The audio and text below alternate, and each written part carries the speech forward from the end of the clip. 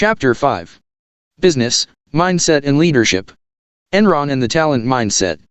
In 2001 came the announcement that shocked the corporate world. Enron, the corporate poster child, the company of the future, had gone belly up. What happened? How did such spectacular promise turn into such a spectacular disaster? Was it incompetence? Was it corruption? It was mindset.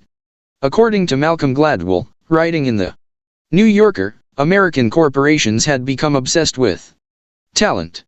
Indeed, the gurus at McKinsey & Company, the premier management consulting firm in the country, were insisting that corporate success today requires the talent mindset. Just as there are naturals in sports, they maintained, there are naturals in business. Just as sports teams write huge checks to sign outsized talent, so, too, should corporations spare no expense in recruiting talent, for this is the secret weapon, the key to beating the competition. As Gladwell writes, this talent mindset is the new orthodoxy of American management. It created the blueprint for the Enron culture and sowed the seeds of its demise. Enron recruited big talent, mostly people with fancy degrees, which is not in itself so bad. It paid them big money, which is not that terrible. But by putting complete faith in talent, Enron did a fatal thing. It created a culture that worshipped talent, thereby forcing its employees to look and act extraordinarily talented. Basically, it forced them into the fixed mindset. And we know a lot about that. We know from our studies that people with the fixed mindset do not admit and correct their deficiencies. Remember the study where we interviewed students from the University of Hong Kong, where everything is in English? Students with the fixed mindset were so worried about appearing deficient that they refused to take a course that would improve their English. They did not live in a psychological world where they could take this risk. And remember how we put students into a fixed mindset by praising their intelligence, much as Enron had done with its star employees. Later, after some hard problems, we asked the students to write a letter to someone in another school describing their experience in our study. When we read their letters, we were shocked. Almost 40% of them had lied about their scores. Always in the upward direction. The fixed mindset had made a flaw intolerable. Gladwell concludes that when people live in an environment that esteems them for their innate talent, they have grave difficulty.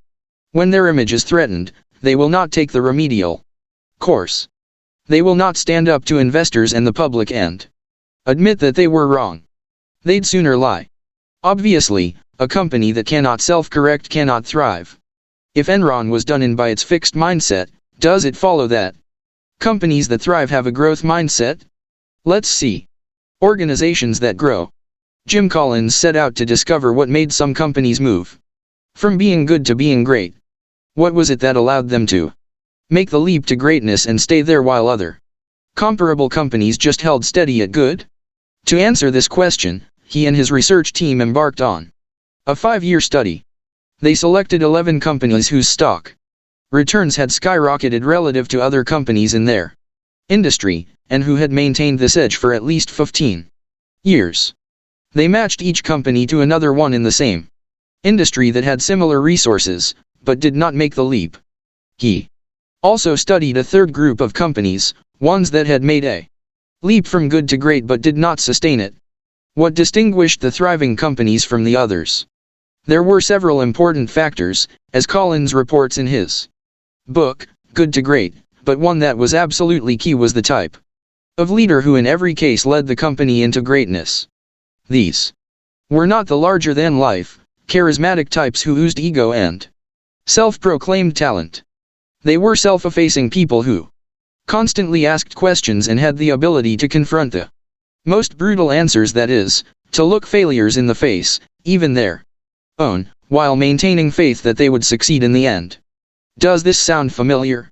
Collins wonders why his effective leaders have these particular qualities, and why these qualities go together the way they do, and how these leaders came to acquire them. But we know they have the growth mindset. They believe in human development. And these are the hallmarks They're not constantly trying to prove they're better than others.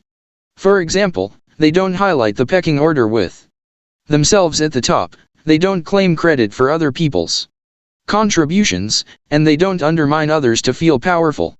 Instead, they are constantly trying to improve. They surround themselves with the most able people they can find, they look squarely at their own mistakes and deficiencies, and they ask frankly what skills they and the company will need in the future.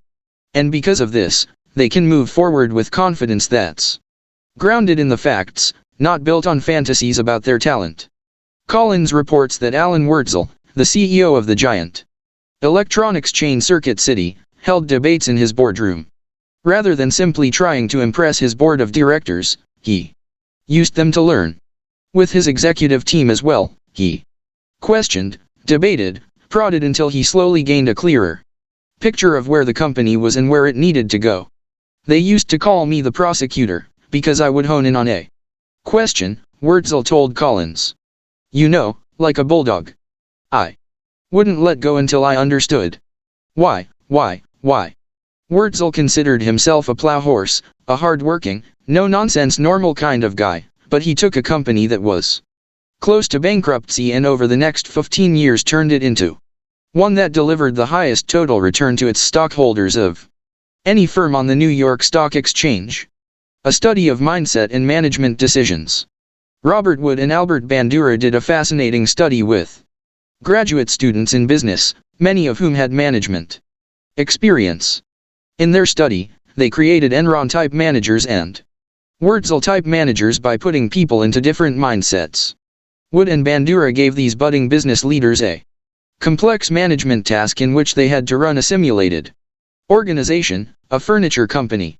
In this computerized task, they had to place employees in the right jobs and decide how best to guide and motivate these workers. To discover the best ways, they had to keep revising their decisions based on the feedback they got about employee productivity. The researchers divided the business students into two groups. One group was given a fixed mindset. They were told that the task measured their basic, underlying capabilities. The higher their capacity, the better their performance. The other group was given a growth mindset. They were told that management skills were developed through practice and that the task would give them an opportunity to cultivate these skills. The task was hard because students were given high production standards to meet, and especially in their early attempts they fell short. As at Enron, those with the fixed mindset did not profit from their mistakes. But those with the growth mindset kept on learning. Not worried about measuring or protecting their fixed abilities, they looked directly at their mistakes, used the feedback, and altered their strategies accordingly. They became better and better at understanding how to deploy and motivate their workers, and their productivity kept pace. In fact, they ended up way more productive than those with the fixed mindset. What's more, throughout this rather grueling task, they maintained a healthy sense of confidence. They operated like Alan Wurtzel. Leadership and the fixed mindset. In contrast to Alan Wurtzel, the leaders of Collins's comparison companies had every symptom of the fixed mindset writ large. Fixed mindset leaders, like fixed mindset people in general, live in a world where some people are superior and some are inferior. They must repeatedly affirm that they are superior, and the company is simply a platform for this. Collins's comparison leaders were typically concerned with their reputation for personal greatness, so much so that they often set the company up to fail when their regime ended. As Collins puts it, after all, what better testament to your own personal greatness than that the place falls apart after you leave? In more than 2/3 of these leaders, the researchers saw a gargantuan personal ego that either hastened the demise of the company or kept it second-rate. One such leader was Lee Iacocca, head of Chrysler, who achieved a miraculous turnaround for his company, then spent so much time grooming his fame that in the second half of his tenure, the company plunged back into mediocrity. Many of these comparison companies operated on what Collins calls a genius with 1,000 helpers model. Instead of building an extraordinary management team like the good to great companies, they operated on the fixed mindset premise that great geniuses do not need great teams. They just need little helpers to carry out their brilliant ideas. Don't forget that these great geniuses don't want great teams either. Fixed mindset people want to be the only big fish so that when they compare themselves to those around them, they can feel a cut above the rest. In not one autobiography of a fixed mindset CEO did I read much about mentoring or employee development programs. In every growth mindset autobiography, there was deep concern with personnel development and extensive discussion of it. Finally, as with Enron, the geniuses refused to look at their deficiencies. Says Collins, the good to great Kroger grocery chain looked bravely at the danger signs in the 1970s, signs that the old-fashioned grocery store was becoming extinct. Meanwhile, its counterpart, A&P, once the largest retailing organization in the world, shut its eyes. For example, when A&P opened a new kind of store, a superstore, and it seemed to be more successful than the old kind, they closed it down. It was not what they wanted to hear. In contrast, Kroger eliminated or changed every single store that did not fit the new superstore model, and by the end of the 1990s it had become the #1 grocery chain in the country. CEOs and the big ego. How did CEO and gargantuan ego become synonymous? If it's the more self-effacing growth-minded people who are the true shepherds of industry, why are so many companies out looking for larger-than-life leaders, even when these leaders may in the end be more committed to themselves than to the company? Blame Iacocca. According to James Surowiecki, writing in Slate, Iacocca's rise to prominence was a turning point for American business. Before him, the days of tycoons and moguls seemed long past. In the public's mind, CEO meant a buttoned-down organization man, well-treated and well-paid, but essentially bland and characterless. With Iacocca, all of that changed. Business journalists began dubbing executives the next J.P. Morgan or the next Henry Ford. And fixed-mindset executives started vying for those labels. Surowiecki even traces the recent corporate scandals to this change, for as the trend continued, CEOs became superheroes. But the people who preen their egos and look for the next self-image boost are not the same people who foster long-term corporate health. Maybe Iacocca is just a charismatic guy who, like rock and roll, is being blamed for the demise of civilization. Is that fair? Let's look at him more closely. And let's look at some other fixed-mindset CEOs, Albert Dunlap of Scott Paper and Sunbeam, Jerry Levin and Steve Case of AOL Time Warner, and Kenneth Lay and Jeffrey Skilling of Enron. You'll see they all start with the belief that some people are superior. They all have the need to prove and display their superiority. They all use their subordinates to feed this need, rather than fostering the development of their workers, and they all end by sacrificing their companies to this need. The fixed mindset helps us understand where gargantuan egos come from, how they operate, and why they become self-defeating. Fixed mindset leaders in action. Iacocca, I'm a hero. Warren Bennis, the leadership guru, studied the world's greatest corporate leaders. These great leaders said they didn't set out to be leaders. They'd had no interest in proving themselves. They just did what they loved with tremendous drive and enthusiasm, and it led where it led. Iacocca wasn't like that. Yes, he loved the car business, but more than anything he yearned to be a muckamuck at Ford. He craved the approval of Henry Ford II and the royal trappings of office. These were the things he could measure himself by, the things that would prove he was somebody. I use the term royal with good reason. Iacocca tells us the glass house, Ford corporate headquarters, was a palace and Henry Ford was the king. What's more, if Henry was king, I was the crown prince.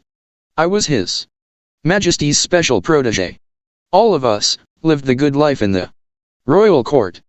We were part of something beyond first-class royal class. White-coated waiters were on call throughout the day, and we all ate lunch together in the executive dining room. Dover sole was flown over from England on a daily basis.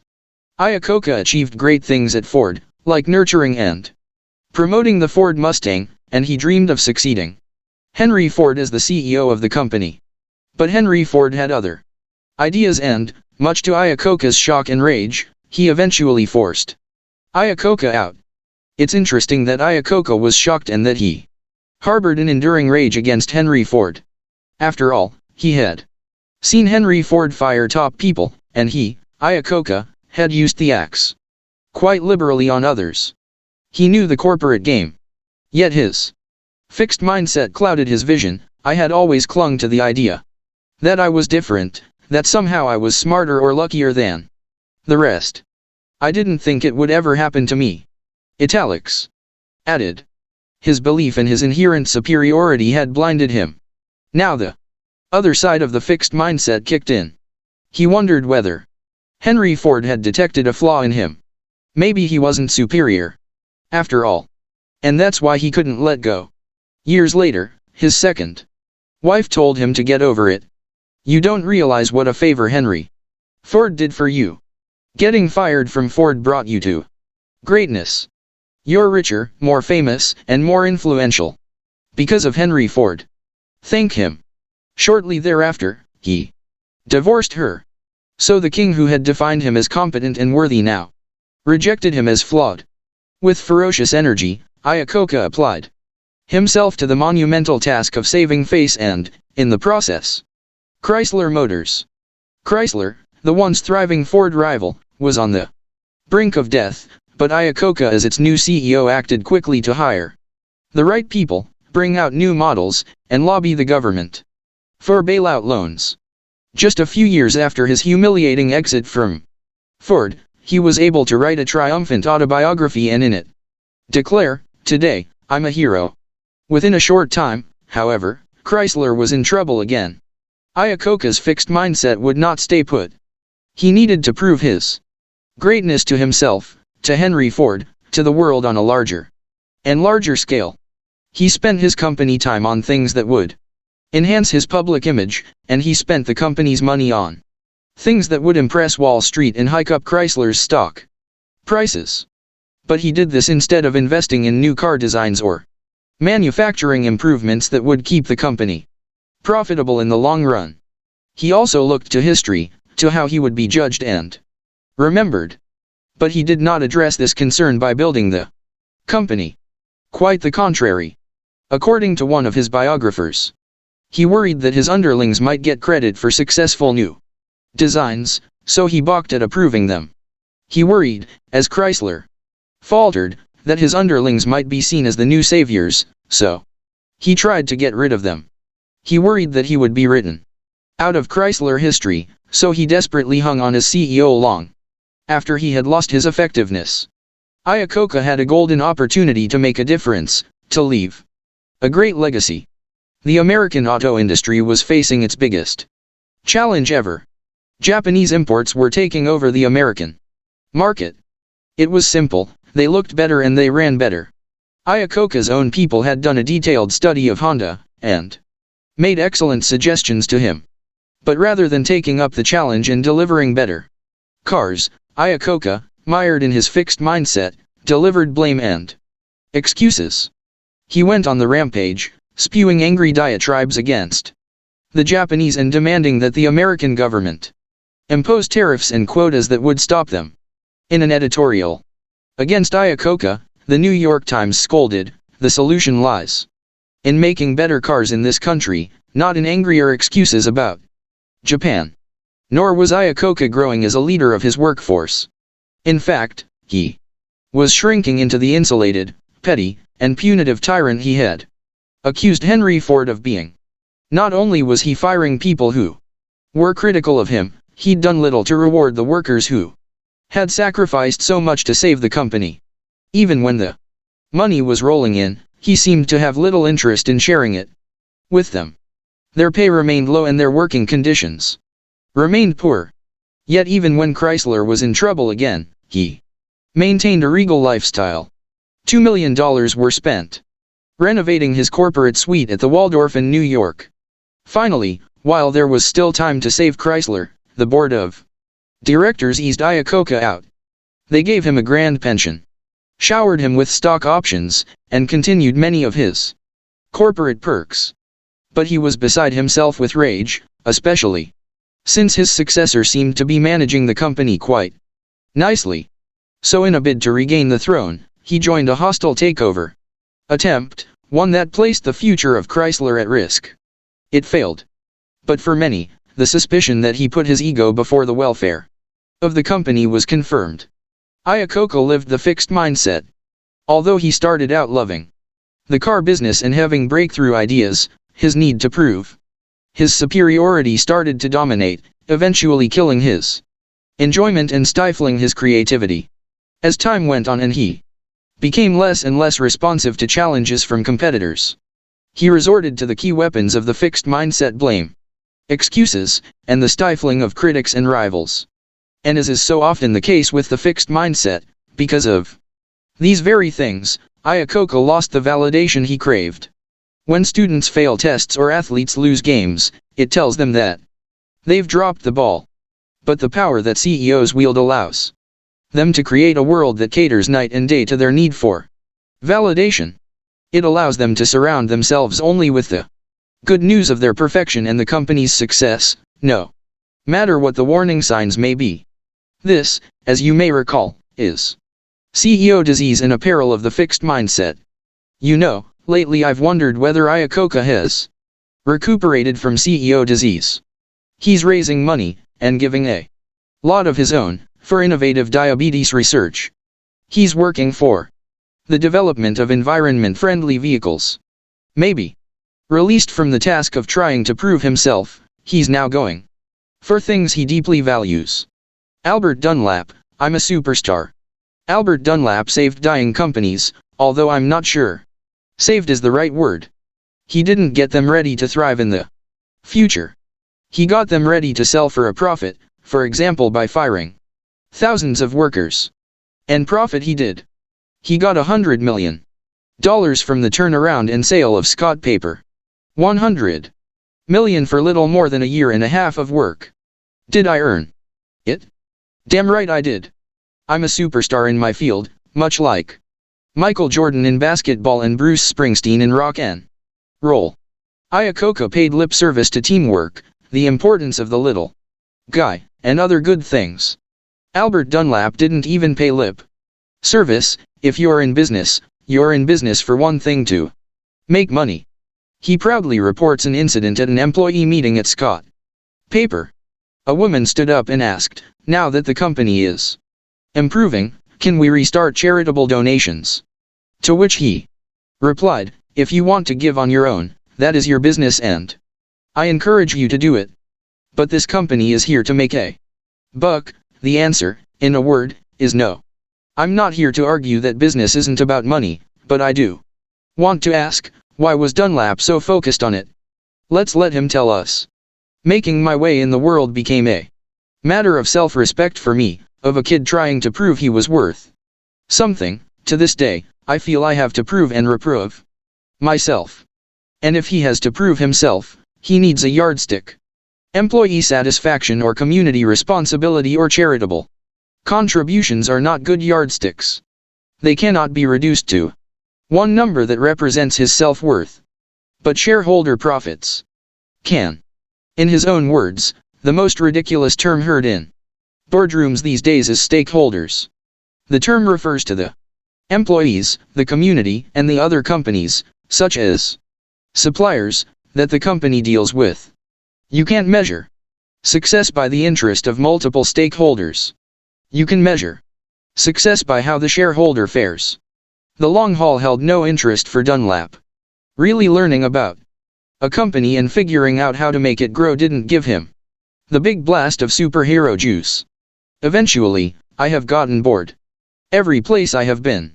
In his book, there is a whole chapter called Impressing the Analysts, but there is no chapter about making a business work. In other words, it's always about Dunlap proving his genius. Then in 1996, Dunlap took over Sunbeam. In his typical Chainsaw Al style, he closed or sold 2/3 of Sunbeam's plants and fired half of the 12,000 employees. Ironically, the Sunbeam stock rose so high, it ruined his plan to sell the company. It was too expensive to buy. Oh, Now he had to run the company. Now he had to keep it profitable, or at least looking profitable. But instead of turning to his staff or learning what to do, he inflated revenues, fired people who questioned him, and covered up the increasingly dire straits his company was in. Less than 2 years after the self-proclaimed superstardom in his book, and 1 year after an even more self-congratulatory revision, Dunlap fell apart and was kicked out. As he left, Sunbeam was under investigation by the Securities and Exchange Commission, and was expected to be in technical default on a $1.7 billion bank loan. Dunlap deeply misunderstood Michael Jordan and Bruce Springsteen. Both of these superstars reached the pinnacle and stayed there a long time because they constantly dug down, faced challenges, and kept growing. Al Dunlap thought that he was inherently superior, so he opted out of the kind of learning that would have helped him succeed. The smartest guys in the room. Yes, it seems as though history led inevitably from Iacocca to the moguls of the 1990s, and none more so than Kenneth Lay and Jeffrey Skilling, the leaders of Enron. Ken Lay, the company's founder, chairman, and CEO, considered himself a great visionary. According to Bethany McLean and Peter Elkind, authors of The Smartest Guys in the Room, Lay looked down his nose at the people who actually made the company run, much the way a king might look at his serfs. He looked down on Rich Kinder, the Enron president, who rolled up his sleeves and tried to make sure the company would reach its earning targets. Kinder was the man who made Lay's royal lifestyle possible.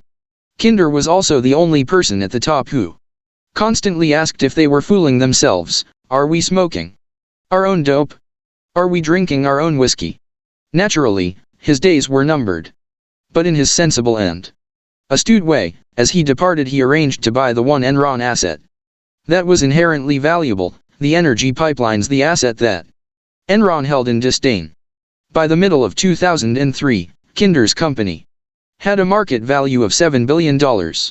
Even as Lay was consumed by his view of himself and the regal manner in which he wished to support it, he wanted to be seen as a good and thoughtful man, with a credo of respect and integrity.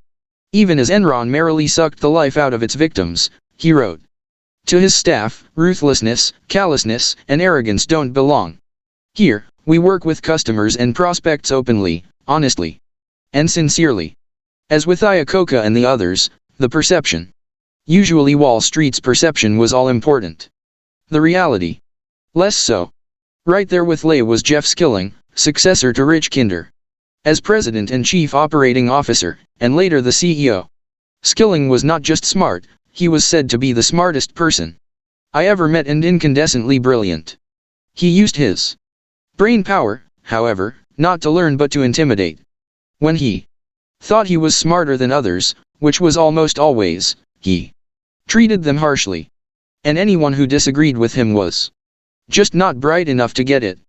When a co-CEO with superb management skills was brought in to help Skilling during a hard time in his life, Skilling was contemptuous of him. Ron doesn't get it.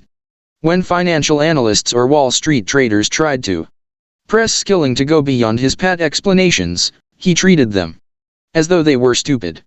Well, it's so obvious. How can you not get it?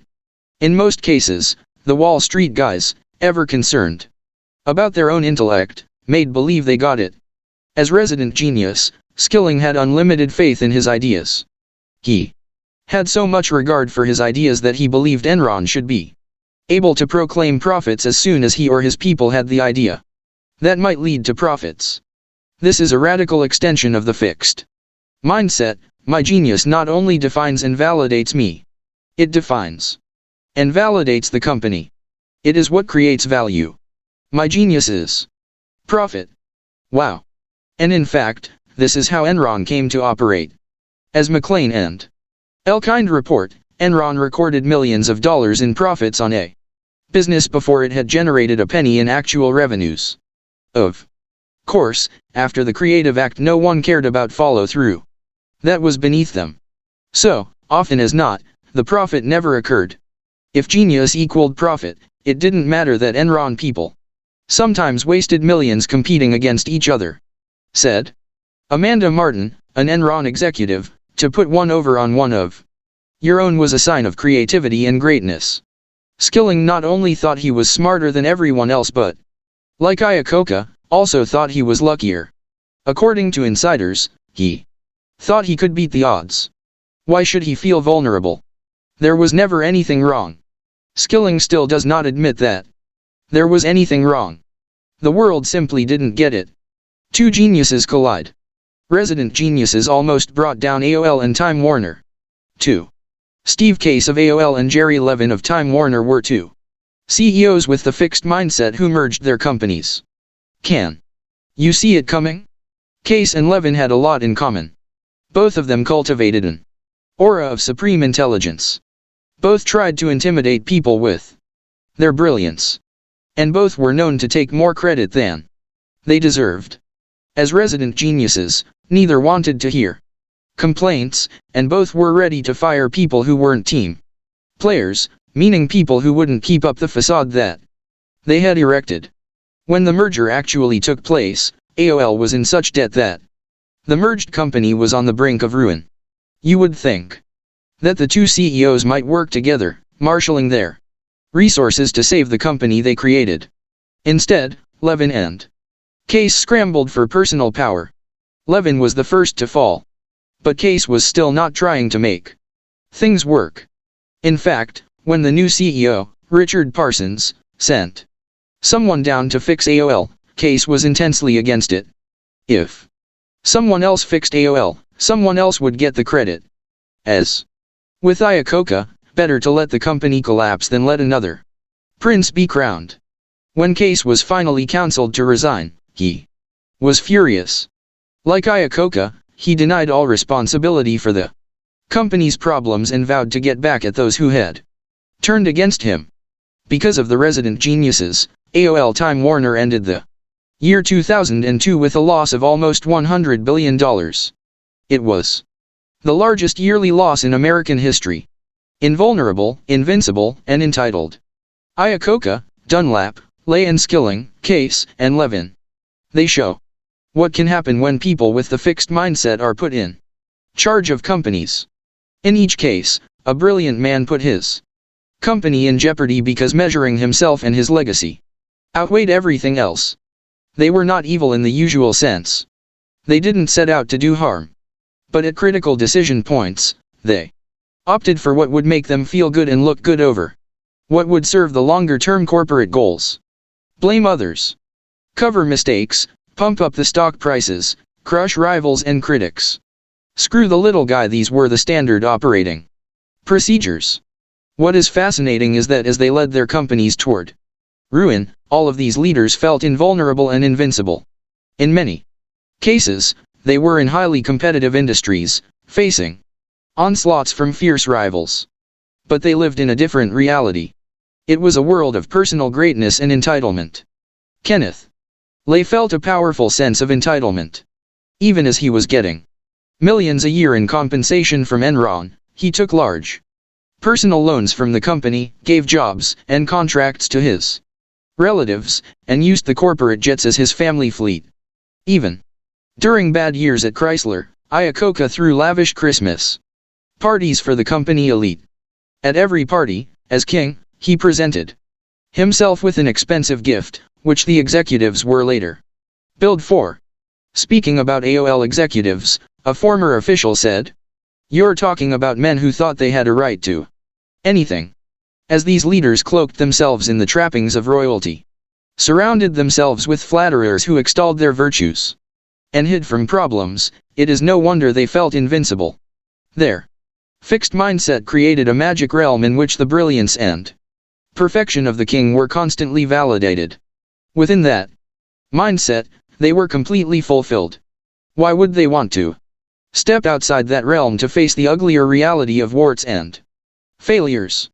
As Morgan McCall, in his book High Flyers, points out, unfortunately, people often like the things that work against their growth. People like to use their strengths to achieve quick, dramatic results, even if they aren't developing the new skills they will need later on. People like to believe they are as good as everyone says, and not take their weaknesses as seriously as they might. People don't like to hear bad news or get criticism. There is tremendous risk in leaving what one does well to attempt to master something new. And the fixed mindset makes it seem all that much riskier. Brutal bosses. McCall goes on to point out that when leaders feel they are inherently better than others, they may start to believe that the needs or feelings of the lesser people can be ignored. None of our fixed mindset leaders cared much about the little guy, and many were outright contemptuous of those beneath them on the corporate ladder. Where does this lead? In the guise of keeping people on their toes, these bosses may mistreat workers. Iacocca played painful games with his executives to keep them off balance. Jerry Levin of Time Warner was likened by his colleagues to the brutal Roman Emperor Caligula. Skilling was known for his harsh ridicule of those less intelligent than he. Harvey Hornstein, an expert on corporate leadership, writes in his book Brutal Bosses that this kind of abuse represents the boss's desire to enhance their own feelings of power, competence, and value at the subordinate's expense. Do you remember in our studies how people with the fixed mindset wanted to compare themselves with people who were worse off than they were? The principle is the same, but there is an important difference. These bosses have the power to make people worse off. And when they do, they feel better about themselves. Hornstein describes Paul Kazarian, the former CEO of Sunbeam Oster. He called himself a perfectionist, but that was a euphemism for abuser. He threw things at subordinates when they upset him. One day, the controller, after displeasing Mr. Kazarian, saw an orange juice container flying toward him. Sometimes the victims are people the bosses consider to be less talented. This can feed their sense of superiority. But often the victims are the most competent people, because these are the ones who pose the greatest threat to a fixed mindset boss. An engineer at a major aircraft builder, interviewed by Hornstein, talked about his boss. His targets were usually those of us who were most competent. I mean, if you're really concerned about our performance, you don't pick on those who are performing best. But if you're really concerned about your competence, you do. When bosses mete out humiliation, a change comes over the place. Everything starts revolving around pleasing the boss. In Good to Great, Collins notes that in many of his comparison companies, the ones that didn't go from good to great, or that went there and declined again, the leader became the main thing people worried about.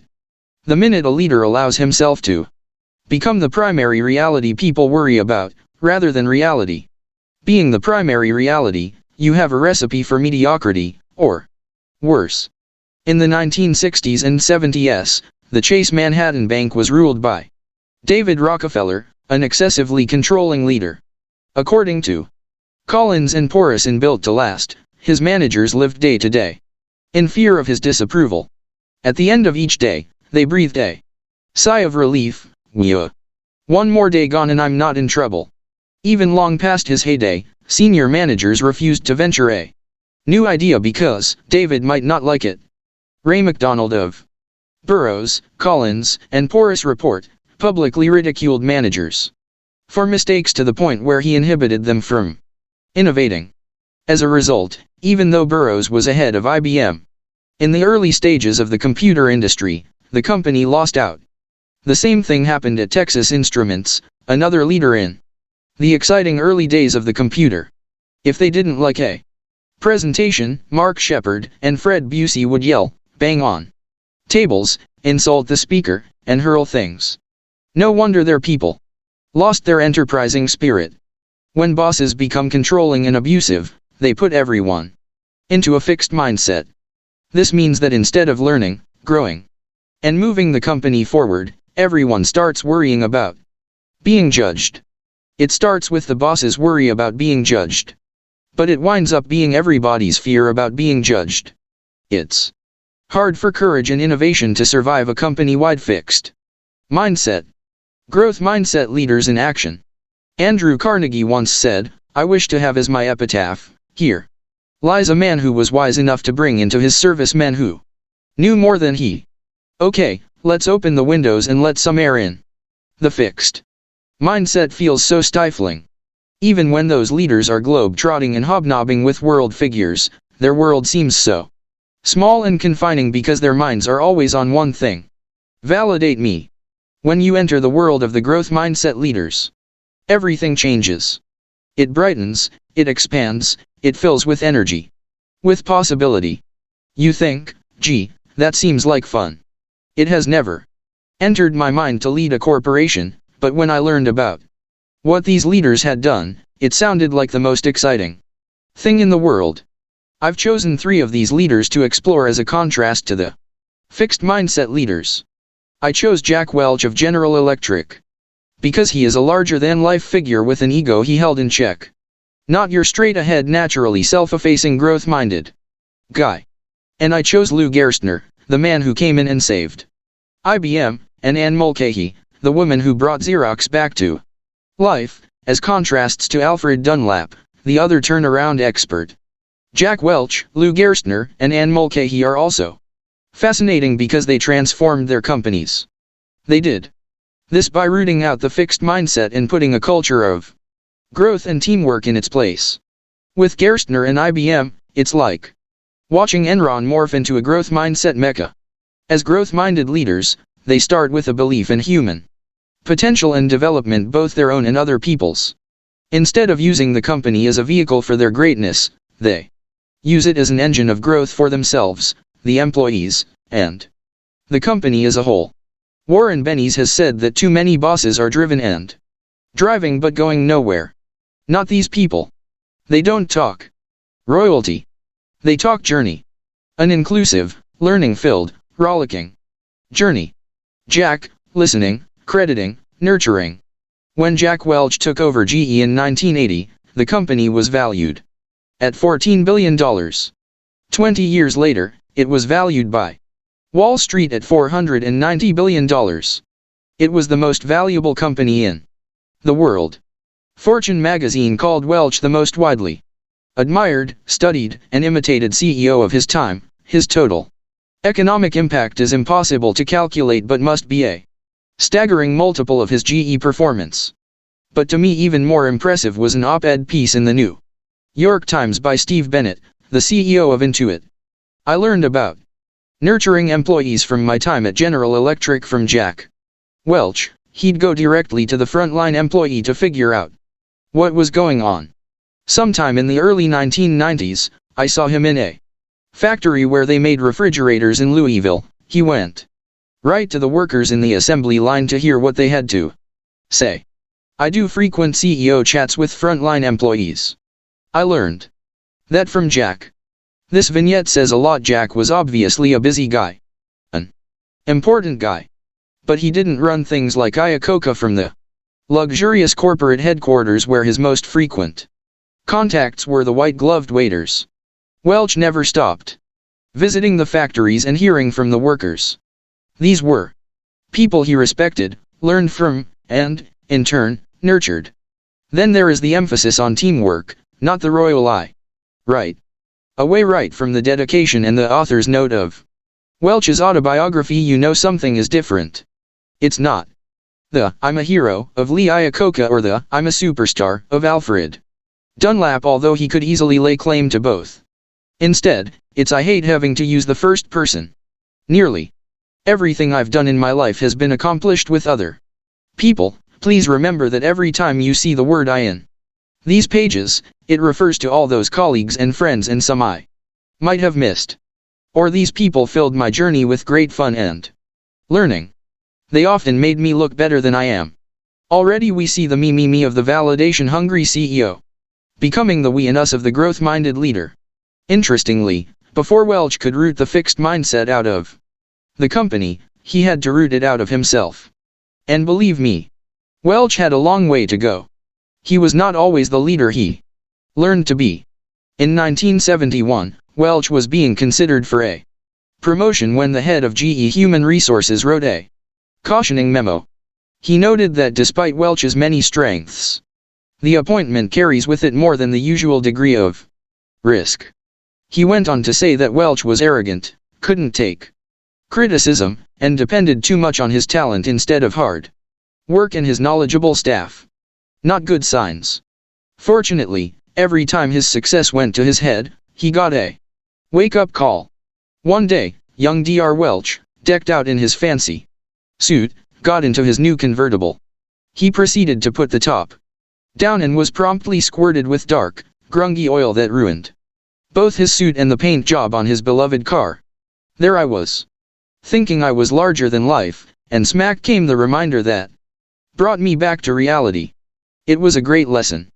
There is a whole chapter titled, "Too Full of Myself," about the time he was on an acquisition roll and felt he could do no wrong. Then he bought Kidder, Peabody, a Wall Street investment banking firm with an Enron-type culture. It was a disaster that lost hundreds of millions of dollars for GE. The Kidder experience never left me. It taught him that there's only a razor's edge between self-confidence and hubris. This time hubris won, and taught me a lesson I would never forget. What he learned was this: true self-confidence is the courage to be open to welcome change and new ideas regardless of their source. Real self-confidence is not reflected in a title, an expensive suit, a fancy car, or a series of acquisitions. It is reflected in your mindset, your readiness to grow. Well, humility is a start, but what about the management skills?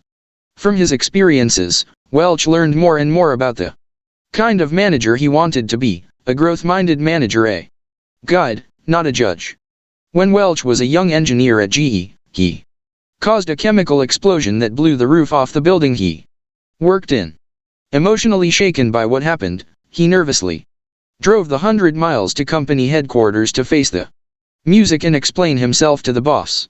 But when he got there, the treatment he received was understanding and supportive. He never forgot it. Charlie's reaction made a huge impression on me. If we're managing good people who are clearly eating themselves up over an error, our job is to help them through it. He learned how to select people for their mindset, not their pedigrees. Originally, academic pedigrees impressed him.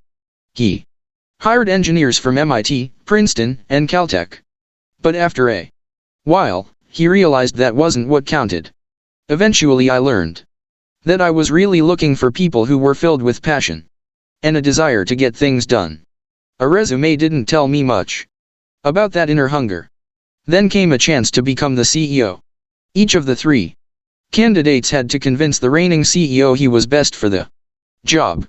Welch made the pitch on the basis of his capacity to grow. He didn't claim that he was a genius or that he was the greatest leader who ever lived. He promised to develop. He got the job and made good on his promise. Immediately, he opened up dialogue and the channels for honest feedback. He quickly set to work asking executives what they liked and disliked about the company and what they thought needed changing. Boy, were they surprised. In fact, they'd been so used to kissing up to the bosses that they couldn't even get their minds around these questions. Then he spread the word: this company is about growth, not self-importance. He shut down elitism, quite the opposite of our fixed mindset leaders.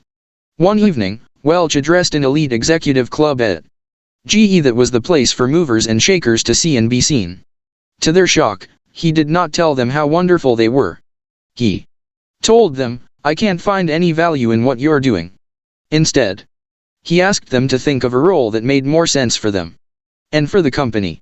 A month later, the president of the club came to Welch with a new idea: to turn the club into a force of community volunteers. 20 years later, that program, open to all employees, had 42,000 members. They were running mentoring programs in inner-city schools and building parks, playgrounds, and libraries for communities in need. They were now making a contribution to others' growth, not to their own egos. He got rid of brutal bosses. Iacocca tolerated and even admired brutal bosses who could make the workers produce. It served his bottom line. Welch admitted that he, too, had often looked the other way. But in the organization he now envisioned, he could not do that. In front of 500 managers, I explained why 4 corporate officers were asked to leave during the prior year. Even though they delivered good financial performance, they were asked to go because they didn't practice our values. The approved way to foster productivity was now through mentoring, not through terror. And he rewarded teamwork rather than individual genius. For years, GE, like Enron, had rewarded the single originator of an idea, but now Welch wanted to reward the team that brought the ideas to fruition. As a result, leaders were encouraged to share the credit for ideas with their teams rather than take full credit themselves. It made a huge difference in how we all related to one another. Jack Welch was not a perfect person, but he was devoted to growth. This devotion kept his ego in check, kept him connected to reality, and kept him in touch with his humanity. In the end, it made his journey prosperous and fulfilling for thousands of people. Lou, rooting out the fixed mindset. By the late 1980s, IBM had become Enron, with one exception. The board of directors knew it was in trouble. It had a culture of smugness and elitism. Within the company, it was the old "we are royalty, but I'm more royal than you are" syndrome. There was no teamwork, only turf wars. There were deals but no follow-up. There was no concern for the customer. Yet this probably wouldn't have bothered anyone if business weren't suffering. In 1993, they turned to Lou Gerstner and asked him to be the new CEO. He said no. They asked him again. "You owe it to America. We're going to have President Clinton call and tell you to take the job. Please, please, please. We want exactly the kind of strategy and culture change you created at American Express and RJR." In the end he caved, although he can't remember why. But IBM now had a leader who believed in personal growth and in creating a corporate culture that would foster it. How did he produce it at IBM? First, as Welch had done, he opened the channels of communication up and down the company. 6 days after he arrived, he sent a memo to every IBM worker, telling them, "Over the next few months, I plan to visit as many of our operations and offices as I can. And whenever possible, I plan to meet with many of you to talk about how together we can strengthen the company." He dedicated his book to them. This book is dedicated to the thousands of IBMers who never gave up on their company, their colleagues, and themselves. They are the real heroes of the reinvention of IBM. As Welch had done, he attacked the elitism. Like Enron, the whole culture was about grappling for personal status within the company. Gerstner disbanded the management committee, the ultimate power role for IBM executives, and often went outside the upper echelons for expertise. From a growth mindset, it's not only the select few that have something to offer. Hierarchy means very little to me. Let's put together in meetings the people who can help solve a problem, regardless of position. Then came teamwork. Gerstner fired politicians, those who indulged in internal intrigue, and instead rewarded people who helped their colleagues. He stopped IBM sales divisions from putting each other down to clients to win business for themselves. He started basing executives' bonuses more on IBM's overall performance and less on the performance of their individual units. The message: we're not looking to crown a few princes, we need to work as a team. As at Enron, the deal was the glamorous thing, the rest was pedestrian. Gerstner was appalled by the endless failure to follow through on deals and decisions, and the company's unlimited tolerance of it. He demanded and inspired better execution. Message: genius is not enough, we need to get the job done. Finally, Gerstner focused on the customer. IBM customers felt betrayed and angry. IBM was so into itself that it was no longer serving their computer needs. They were upset about pricing. They were frustrated by the bureaucracy at IBM. They were irritated that IBM was not helping them to integrate their systems. At a meeting of 175 chief information officers of the largest U.S.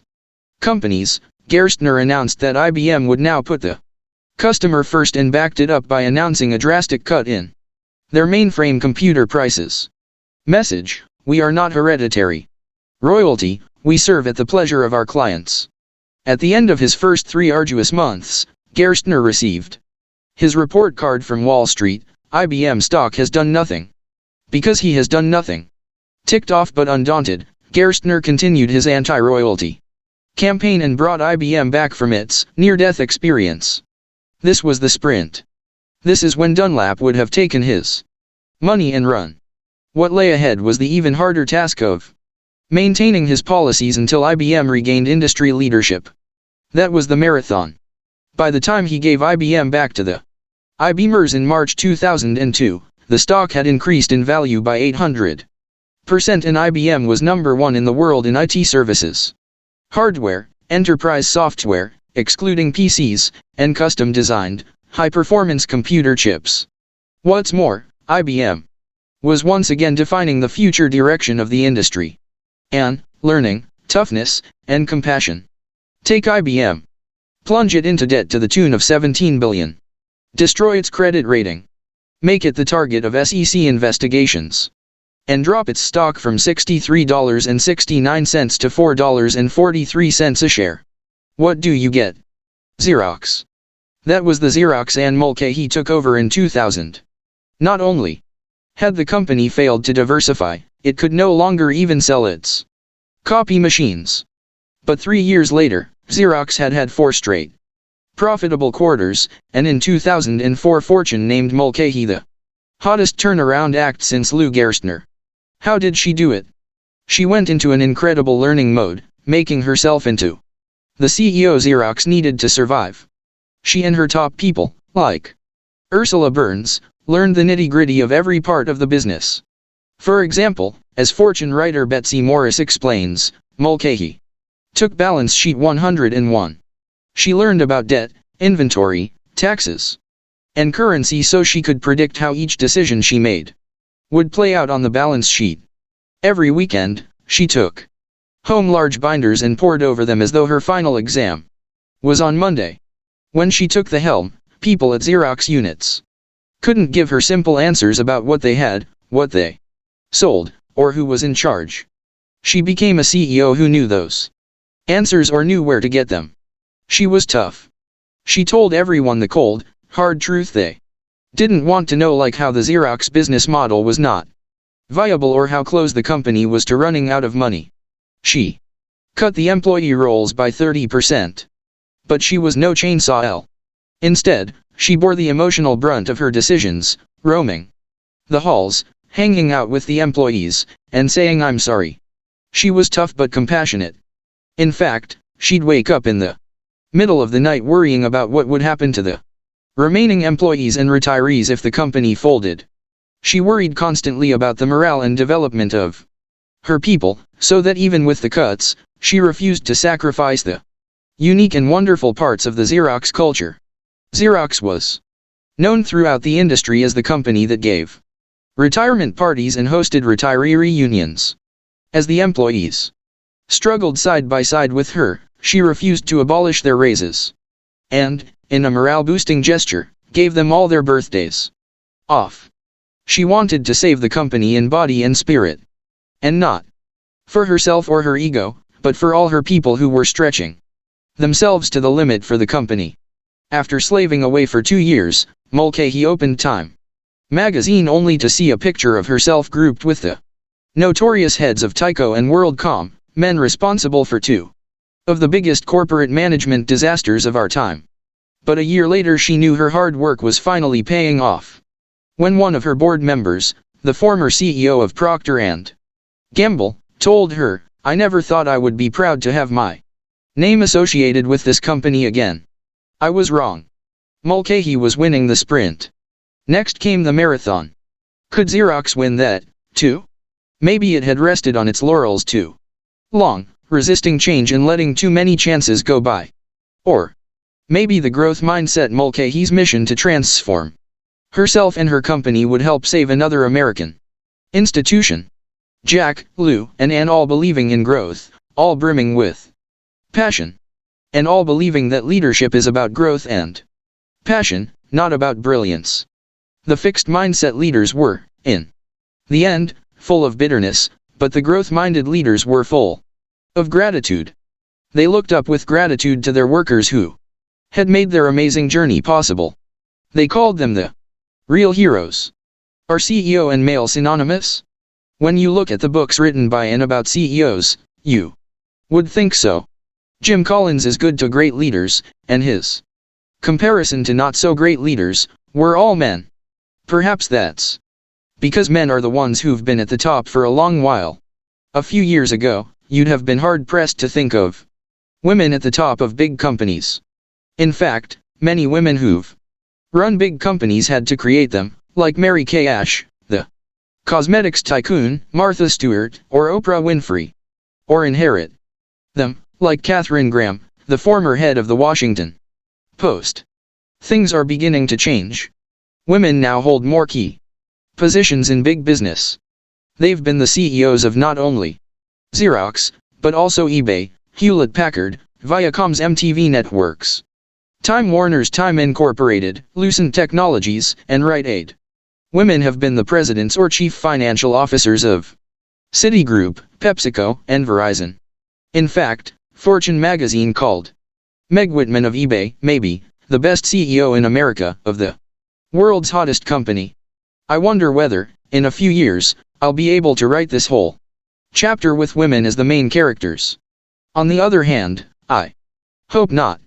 I hope that in a few years, it will be hard to find fixed mindset leaders, men or women, at the top of our most important companies. A study of group processes. Researcher Robert Wood and his colleagues did another great study. This time they created management groups, 30 groups, with 3 people each. Half of the groups had 3 people with a fixed mindset and half had 3 people with a growth mindset. Those with the fixed mindset believed that people have a certain fixed amount of management ability and they cannot do much to change it. In contrast, those with the growth mindset believed people can always substantially change their basic skills for managing other people. So one group thought that you have it, or you don't, the other thought your skills could grow with experience. Every group had worked together for some weeks when they were given, jointly, the task I talked about before, a complex management task in which they ran a simulated organization, a furniture company. If you remember, on this task people had to figure out how to match workers with jobs and how to motivate them for maximum productivity.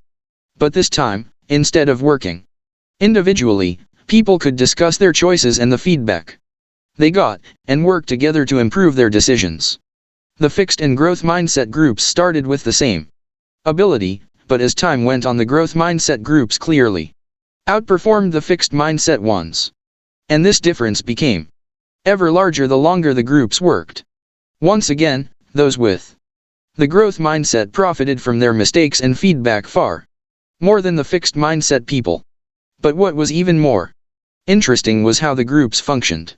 The members of the growth mindset groups were much more likely to state their honest opinions and openly express their disagreements as they communicated about their management decisions. Everyone was part of the learning process. For the fixed mindset groups, with their concern about who was smart or dumb, or their anxiety about disapproval for their ideas, that open, productive discussion did not happen. Instead, it was more like groupthink. Groupthink versus we think. In the early 1970s, Irving Janis popularized the term groupthink. It's when everyone in a group starts thinking alike. No one disagrees. No one takes a critical stance. It can lead to catastrophic decisions, and, as the Wood study suggests, it often can come right out of a fixed mindset. Groupthink can occur when people put unlimited faith in a talented leader, a genius. This is what led to the disastrous Bay of Pigs invasion, America's half-baked secret plan to invade Cuba and topple Castro. President Kennedy's normally astute advisors suspended their judgment. Why? Because they thought he was golden and everything he did was bound to succeed. According to Arthur Schlesinger, an insider, the men around Kennedy had unbounded faith in his ability and luck. Everything had broken right for him since 1956. He had won the nomination and the election against all the odds in the book. Everyone around Him thought he had the Midas touch and could not lose. Schlesinger also said, had one senior advisor opposed the adventure, I believe that Kennedy would have cancelled it. No one spoke against it. To prevent this from happening to him, Winston Churchill set up a special department. Others might be in awe of his titanic persona, but the job of this department, Jim Collins reports, was to give Churchill all the worst news. Then Churchill could sleep well at night, knowing he had not been groupthinked into a false sense of security. Groupthink can happen when the group gets carried away with its brilliance and superiority. At Enron, the executives believed that because they were brilliant, all of their ideas were brilliant. Nothing would ever go wrong. An outside consultant kept asking Enron people, where do you think you're vulnerable? Nobody answered him. Nobody even understood the question. We got to the point, said a top executive, where we thought we were bullet proof. Alfred P. Sloan, the former CEO of General Motors, presents a nice contrast. He was leading a group of high-level policymakers who seemed to have reached a consensus. Gentlemen, he said, I take it we are all in complete agreement on the decision. Here, then I propose we postpone further discussion of this matter until our next meeting to give ourselves time to develop disagreement and perhaps gain some understanding of what the decision is all about. Herodotus, writing in the 5th century BC, reported that the ancient Persians used a version of Sloane's techniques to prevent groupthink. Whenever a group reached a decision while sober, they later reconsidered it while intoxicated. Groupthink can also happen when a fixed mindset leader punishes dissent. People may not stop thinking critically, but they stop speaking up. Iacocca tried to silence, or get rid of, people who were critical of his ideas and decisions. He said the new rounder cars looked like flying potatoes, and that was the end of it. No one was allowed to differ, as Chrysler and its square cars lost more and more of the market share. David Packard, on the other hand, gave an employee a medal for defying him. The co-founder of Hewlett-Packard tells this story. Years ago at a Hewlett-Packard lab, they told a young engineer to give up work on a display monitor he was developing. In response, he went on vacation, touring California and dropping in on potential customers to show them the monitor and gauge their interest. The customers loved it, he continued working on it, and then he somehow persuaded his manager to put it into production.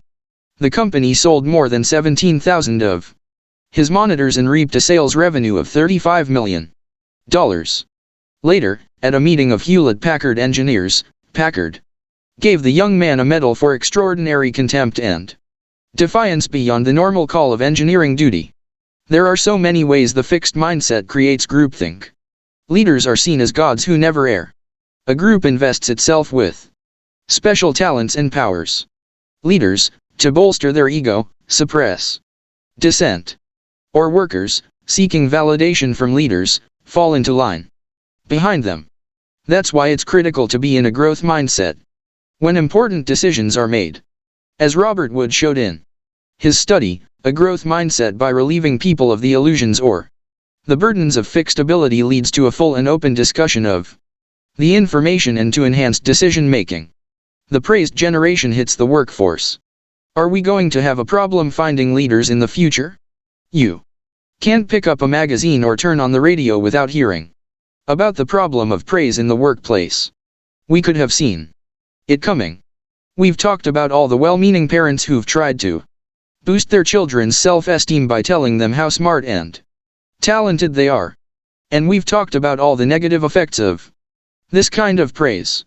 Well, these children of praise have now entered the workforce, and sure enough, many can't function without getting a sticker for their every move. Instead of yearly bonuses, some companies are giving quarterly or even monthly bonuses. Instead of employee of the month, it's the employee of the day. Companies are calling in consultants to teach them how best to lavish rewards on this overpraised generation.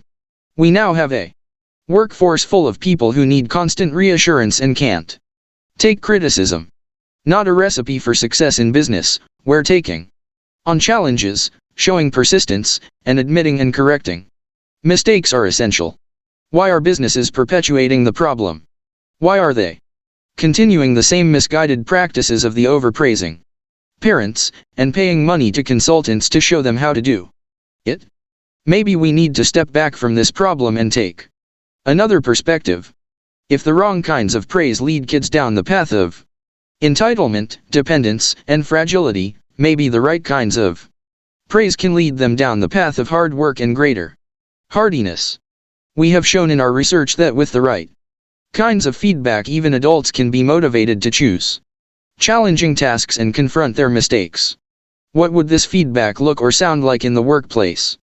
Instead of just giving employees an award for the smartest idea or praise for a brilliant performance, they would get praise for taking initiative, for seeing a difficult task through, for struggling and learning something new, for being undaunted by a setback, or for being open to and acting on criticism. Maybe it could be praise for not needing constant praise.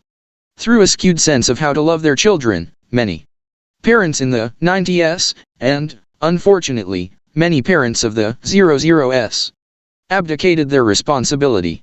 Although corporations are not usually in the business of picking up where parents left off, they may need to this time.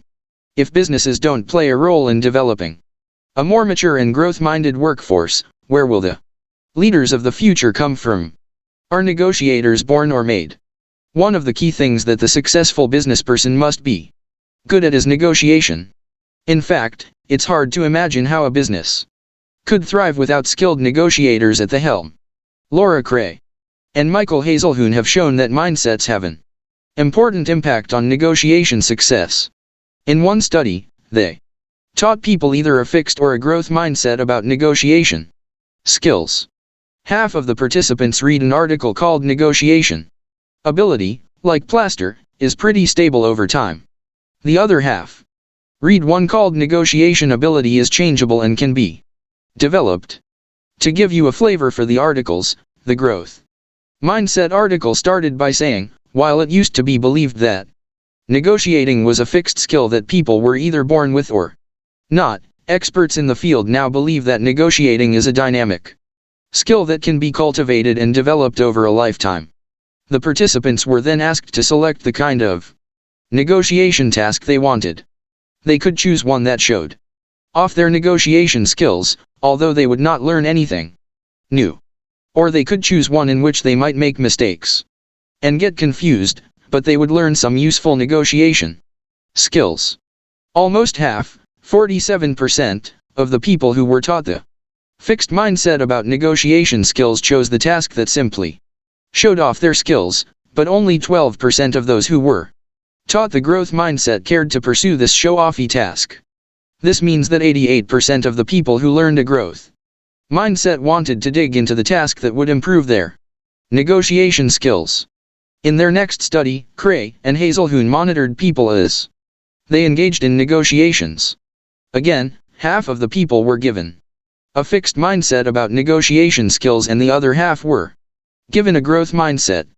The people, two at a time, engaged in an employment negotiation. In each pair, one person was the job candidate and the other was the recruiter, and they negotiated on 8 issues, including salary, vacation time, and benefits. By the end of the negotiation, those with the growth mindset were the clear winners, doing almost twice as well as those with the fixed mindset. The people who had learned the growth mindset persevered through the rough spots and stalemates to gain more favorable outcomes. In 3 final studies, the researchers looked at MBA students enrolled in a course on negotiation.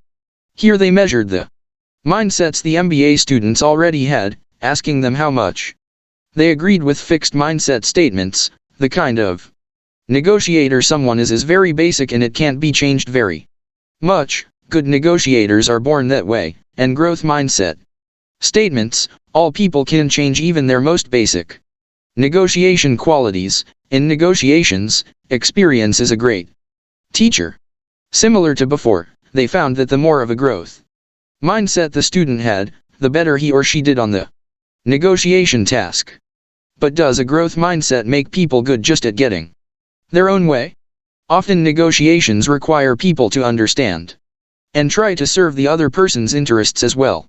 Ideally, at the end of a negotiation, both parties feel their needs have been met. In a study with a more challenging negotiation task, those with a growth mindset were able to get beyond initial failures by constructing a deal that addressed both parties' underlying interests. So, not only do those with a growth mindset gain more lucrative outcomes for themselves, but, more important, they also come up with more creative solutions that confer benefits all around. Finally, a growth mindset promoted greater learning. Those MBA students who endorsed a growth mindset on the first day of the negotiation course earned higher final grades in the course. Weeks later, this grade was based on performance on written assignments, in class discussions, and during class presentations, and reflected a deeper comprehension of negotiation theory and practice. Corporate training: are managers born or made? Millions of dollars and thousands of hours are spent each year trying to teach leaders and managers how to coach their employees and give them effective feedback. Yet much of this training is ineffective, and many leaders and managers remain poor coaches. Is that because this can't be trained? No, that's not the reason. Research sheds light on why corporate training often fails. Studies by Peter Heslin, Don Van Wall, and Gary Latham show that many managers do not believe in personal change. These fixed mindset managers simply look for existing talent. They judge employees as competent or incompetent at the start. And that's that. They do relatively little developmental coaching. And when employees do improve, they may fail to take notice, remaining stuck in their initial impression. What's more, like managers at Enron, they are far less likely to seek or accept critical feedback from their employees. Why bother to coach employees if they can't change, and why get feedback from them if you can't change? Managers with a growth mindset think it's nice to have talent. But that's just the starting point. These managers are more committed to their employees' development, and to their own. They give a great deal more developmental coaching, they notice improvement in employees' performance, and they welcome critiques from their employees. Most exciting, the growth mindset can be taught to managers. Heslin and his colleagues conducted a brief workshop based on well-established psychological principles. By the way, with a few changes, it could just as easily be used to promote a growth mindset in teachers or coaches. The workshop starts off with a video and a scientific article about how the brain changes with learning. As with our Brainology workshop, described in Chapter 8, it's always compelling for people to understand how dynamic the brain is and how it changes with learning. The article goes on to talk about how change is possible throughout life and how people can develop their abilities at most tasks with coaching and practice. Although managers, of course, want to find the right person for a job, the exactly right person doesn't always come along. However, training and experience can often draw out and develop the qualities required for successful performance. The workshop then takes managers through a series of exercises in which they consider why it's important to understand that people can develop their abilities, b. they think of areas in which they once had low ability but now perform well, c. they write to a struggling protege about how his or her abilities can be developed, and d. they recall times they have seen people learn to do things they never thought these people could do. In each case, they reflect upon why and how change takes place. After the workshop, there was a rapid change in how readily the participating managers detected improvement in employee performance, in how willing they were to coach a poor performer, and in the quantity and quality of their coaching suggestions. What's more, these changes persisted over the 6-week period in which they were followed up. What does this mean? First, it means that our best bet is not simply to hire the most talented managers we can find and turn them loose, but to look for managers who also embody a growth mindset, a zest for teaching and learning, an openness to giving and receiving feedback, and an ability to confront and surmount obstacles. It also means we need to train leaders, managers, and employees to believe in growth, in addition to training them in the Specifics of effective communication and mentoring. Indeed, a growth mindset workshop might be a good first step in any major training program. Finally, it means creating a growth mindset environment in which people can thrive. This involves presenting skills as learnable, conveying that the organization values learning and perseverance, not just ready-made genius or talent, giving feedback in a way that promotes learning and future success, presenting managers as resources for learning. Without a belief in human development, many corporate training programs become exercises of limited value. With a belief in development, such programs give meaning to the term human resources and become a means of tapping enormous potential. Are leaders born or made? When Warren Bennis interviewed great leaders, they all agreed. Leaders are made, not born, and made more by themselves than by any external means. Bennis concurred, I believe, that everyone, of whatever age and circumstance, is capable of self-transformation. Not that everyone will become a leader. Sadly, most managers and even CEOs become bosses, not leaders. They wield power instead of transforming themselves, their workers, and their organization. Why is this? John Zenger and Joseph Folkman point out that most people, when they first become managers, enter a period of great learning. They get lots of training and coaching, they are open to ideas, and they think long and hard about how to do their jobs. They are looking to develop. But once they've learned the basics, they stop trying to improve. It may seem like too much trouble, or they may not see where improvement will take them. They are content to do their jobs rather than making themselves into leaders. Or, as Morgan McCall argues, many organizations believe in natural talent and don't look for people with the potential to develop. Not only are these organizations missing out on a big pool of possible leaders, but their belief in natural talent might actually squash the very people they think are the naturals, making them into arrogant, defensive non-learners. The lesson is: create an organization that prizes the development of ability and watch the leaders emerge. Organizational mindsets. When we talked about Lou Gerstner and Anne Mulcahy, we saw the kind of company they wanted to create and did create. These were companies that embraced the development of all employees, and not the worship of a handful of anointed geniuses. This raised a question. Clearly, the leader of an organization can hold a fixed or growth mindset, but can an organization as a whole have a mindset? Can it have a pervasive belief that talent is just fixed, or, instead, a pervasive belief that talent can and should be developed in all employees? And, if so, what impact will this have on the organization and its employees? To find out, we studied a group of large corporations consisting of Fortune 500 and Fortune 1000 companies.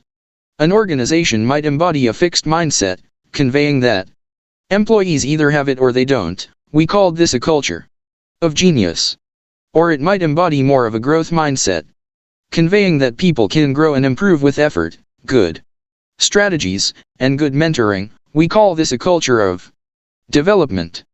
To determine a company's mindset, we asked a diverse sample of employees at each organization how much they agreed with statements like these: when it comes to being successful, this company seems to believe that people have a certain amount of talent, and they can't really do much to change it. Fixed mindset. This company values natural intelligence and business talent more than any other characteristics. Also fixed mindset. This company genuinely values the personal development and growth of its employees. Growth mindset. We then compiled the responses and they revealed something important. There was a strong consensus within each company about whether the company had fixed or growth mindset beliefs and values. We were now ready to examine the impact of the company's mindset on employees' trust in the company, on their sense of empowerment and commitment, and on the level of collaboration, innovation, and ethical behavior that was embraced in the organization. What we found was fascinating. People who work in growth mindset organizations have far more trust in their company and a much greater sense of empowerment, ownership, and commitment.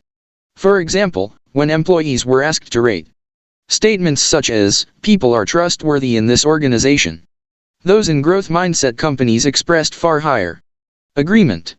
Right in line with this, employees in growth mindset companies also reported that they were much more committed to their company and more willing to go the extra mile for it. "I feel a strong sense of ownership and commitment to the future of this company." Those who worked in fixed mindset companies, however, expressed greater interest in leaving their company for another. It's nice that employees in growth mindset organizations feel trusting and committed, but what about agility and innovation? That's something that organizations should and do care greatly about these days. Perhaps a company has to sacrifice some comfort and loyalty to be on the leading edge. Perhaps a belief in fixed talent motivates innovation. It doesn't look that way. It's actually the employees in the growth mindset companies who say that their organization supports reasonable risk-taking, innovation, and creativity. For example, they agreed far more strongly with statements like this: "This company genuinely supports risk-taking and will support me even if I fail, and people are encouraged to be innovative in this company. Creativity is welcomed." Employees in the fixed mindset companies not only say that their companies are less likely to support them in risk-taking and innovation, they are also far more likely to agree that their organizations are rife with cutthroat or unethical behavior. In this company there is a lot of cheating, taking shortcuts, and cutting corners, or in this company people often hide information and keep secrets. It makes a lot of sense when you think about it. When organizations put the premium on natural talent, then everyone wants to be the superstar, everyone wants to shine brighter than the others, and people may be more likely to cheat or cut corners to do so. Teamwork can take a nosedive. So, employees in growth mindset companies have more positive views of their organizations, but is that admiration reciprocated? Yes, it is. Supervisors in growth mindset companies had significantly more positive views of their employees and on dimensions companies should care about. Supervisors in growth mindset companies rated their employees as more collaborative and more committed to learning and growing, and as more innovative, and as having far greater management potential. These are all things that make a company more agile and more likely to stay in the vanguard. I love this last finding. Supervisors in growth mindset companies saw their team members as having far greater management potential than did supervisors in fixed mindset companies. They saw future leaders in the making. I love the irony.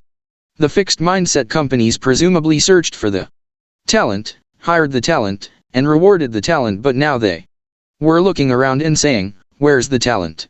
The talent wasn't flourishing.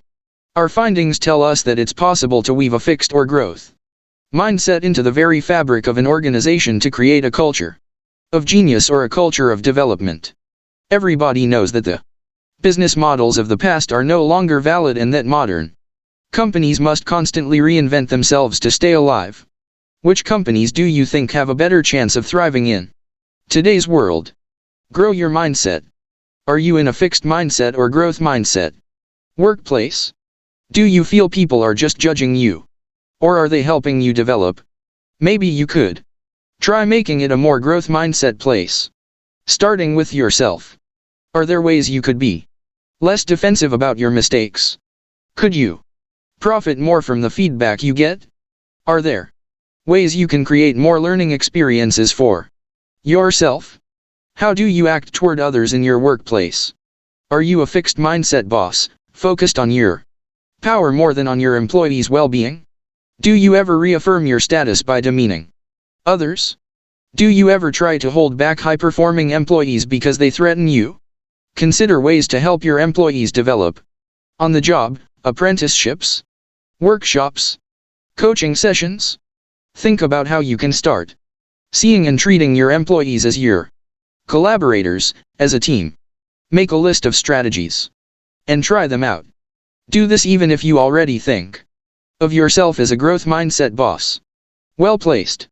Support and growth promoting feedback never hurt. If you run a company, look at it from a mindset perspective. Does it need you to do a Lou Gerstner on it? Think seriously about how to root out elitism and create a culture of self-examination, open communication, and teamwork. Read Gerstner's excellent book Who Says Elephants Can't Dance?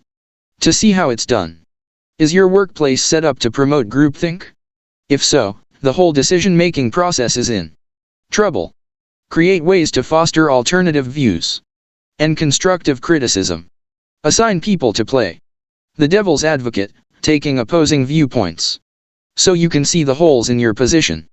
Get people to wage debates that argue different sides of the issue. Have an anonymous suggestion box that employees. Chapter 6. Relationships, Mindsets in Love, or Not. What was that about the course of true love never running smooth? Well, the course to true love isn't so smooth, either. That path is often strewn with disappointments and heartbreaks. Some people let these experiences scar them and prevent them from forming satisfying relationships in the future. Others are able to heal and move on. What separates them? To find out, we recruited more than 100 people and asked them to tell us about a terrible rejection. When I first got to New York, I was incredibly lonely.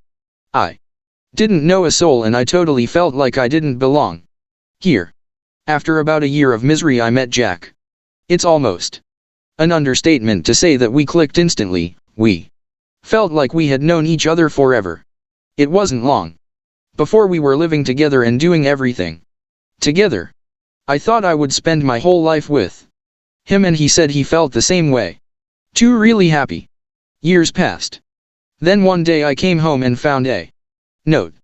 He said he had to leave. Don't try to find him. He didn't even sign it, love. I never heard from him again. Sometimes when the phone rings I still think maybe it's him. We heard a variation of that story over and over again. People with both mindsets told stories like this. Almost everyone, at one time or another, had been in love and had been hurt. What differed dramatically was how they dealt with it. After they told their stories, we asked them follow-up questions. What did this mean to you? How did you handle it? What were you hoping for? When people had the fixed mindset, they felt judged and labeled by the rejection. Permanently labeled. It was as though a verdict had been handed down and branded on their foreheads. Unlovable. And they lashed out. Because the fixed mindset gives them no recipe for healing their wound, all they could do was hope to wound the person who inflicted it. Lydia, the woman in the story above, told us that she had lasting, intense feelings of bitterness. I would get back at him, hurt him any way I could if I got the chance. He deserves it. In fact, for people with the fixed mindset, their number one goal came through loud and clear.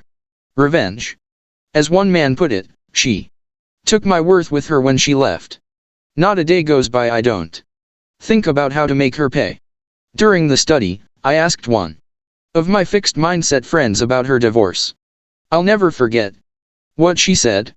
If I had to choose between me being happy and him being miserable, I would definitely want him to be miserable. It had to be a person with the fixed mindset who coined the phrase, revenge is sweet, the idea that with revenge comes your redemption, because people with the growth mindset have little taste for it. The stories they told were every bit as wrenching, but their reactions couldn't have been more different. For them, it was about understanding, forgiving, and moving on. Although they were often deeply hurt by what happened, they wanted to learn from it. That relationship and how it ended really taught me the importance of communicating. I used to think love conquers all, but now I know it needs a lot of help. This same man went on to say, I also learned something about who's right for me. I guess every relationship teaches you more about who's right for you. There is a French expression, tout comprendre c'est tout pardonner. To understand all is to forgive all. Of course, this can be carried too far, but it's a good place to start. For people with the growth mindset, the number one goal was forgiveness. As one woman said, I'm no saint, but I knew for my own peace of mind that I had to forgive and forget. He hurt me, but I had a whole life waiting for me, and I'll be damned if I was going to live it in the Past. One day I just said, good luck to him and good luck to me. Because of their growth mindset, they did not feel permanently branded. Because of it, they tried to learn something useful about themselves and relationships, something they could use toward having a better experience in the future. And they knew how to move on and embrace that future. My cousin Kathy embodies the growth mindset. Several years ago, after 23 years of marriage, her husband left her. Then, to add insult to injury, she was in an accident and hurt her leg. There she sat, home alone one Saturday night, when she said to herself, I'll be damned if I'm going to sit here and feel sorry for myself. Perhaps this phrase should be the mantra of the growth mindset. Out she went to a dance, leg and all, where she met her future husband. The Contos family had pulled out all the stops. Nicole Contos, in her exquisite wedding dress, arrived at the church in a Rolls-Royce. The Archbishop was inside waiting to perform the ceremony, and hundreds of friends and relatives from all over the world were in attendance. Everything was perfect until the best man went over to Nicole and told her the news. The groom would not be coming. Can you imagine the shock, the pain? The family, thinking of the hundreds of guests, decided to go through with the reception and dinner. Then, rallying around Nicole, they asked her what she wanted to do. In an act of great courage, she changed into a little black dress, went to the party, and danced solo to I Will Survive. It was not the dance she had anticipated, but it was one that made her an icon of gutsiness in the national press the next day. Nicole was like the football player who ran the wrong way. Here was an event that could have defined and diminished her. Instead it was one that enlarged her. It's interesting. Nicole spoke repeatedly about the pain and trauma of being stood up at her wedding, but she never used the word humiliated. If she had judged herself, felt flawed and unworthy humiliated, she would have run and hidden. Instead, her good clean pain made her able to surround herself with the love of her friends and relatives and begin the healing process. What, by the way, had happened to the groom? As it turned out, he had gone on the honeymoon, flying off to Tahiti on his own. What happened to Nicole? A couple of years later, in the same wedding dress and the same church, she married a great guy. Was she scared? No, she says, I knew he was going to be there. When you think about how rejection wounds and inflames people with the fixed mindset, it will come as no surprise that kids with the fixed mindset are the ones who react to taunting and bullying with thoughts of violent retaliation. I'll return to this later. Relationships are different. In his study of gifted people, Benjamin Bloom included concert pianists, sculptors, Olympic swimmers, tennis players, mathematicians, and research neurologists. But not people who were gifted in interpersonal relationships. He planned to. After all, there are so many professions in which interpersonal skills play a key role: teachers, psychologists, administrators, diplomats. But no matter how hard Bloom tried, he couldn't find any agreed upon way of measuring social ability. Sometimes we're not even sure it's an ability. When we see people with outstanding interpersonal skills, we don't really think of them as gifted. We think of them as cool people or charming people. When we see a great marriage relationship, we don't say, these people are brilliant relationship makers. We say they're fine people. Or they have chemistry. Meaning what? Meaning that as a society, we don't understand relationship skills. Yet everything is at stake in people's relationships. Maybe that's why Daniel Goleman's emotional intelligence struck such a responsive chord. It said, there are social emotional skills and I can tell you what they are. Mindsets add another dimension. They help us understand even more about why people often don't learn the skills they need or use the skills they have. Why people throw themselves so hopefully into new relationships, only to undermine themselves. Why love often turns into a battlefield where the carnage is staggering. And, most important, they help us understand why some people are able to build lasting and satisfying relationships. Mindsets falling in love. So far, having a fixed mindset has meant believing your personal Traits are fixed. But in relationships, two more things enter the picture: your partner and the relationship itself.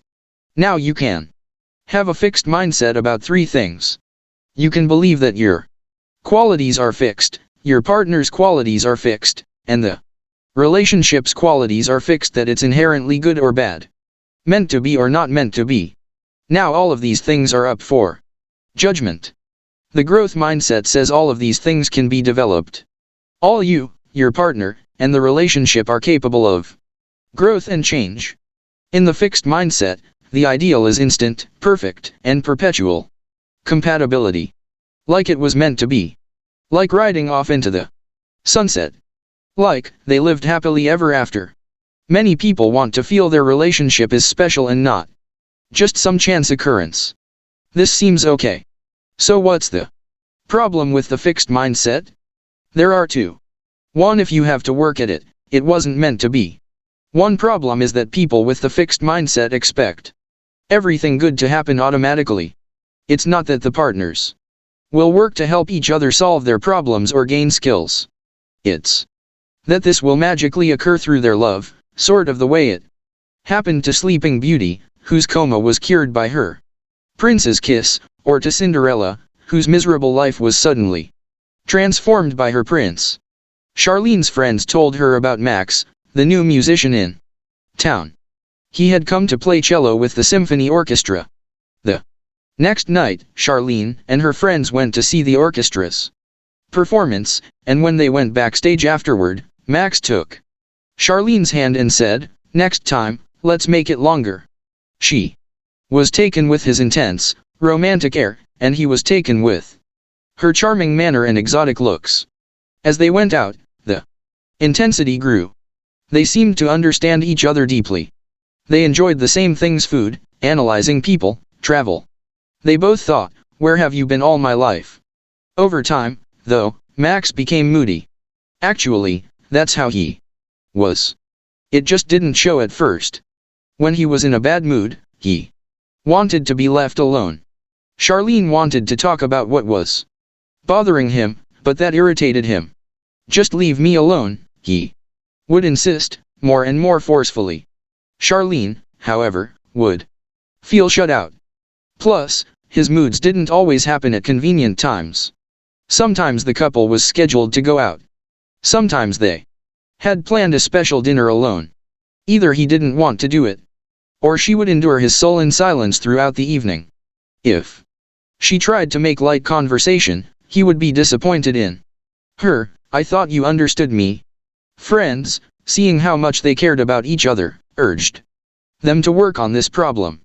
But they both felt, with great sorrow, that if the relationship were the right one, they wouldn't have to work so hard.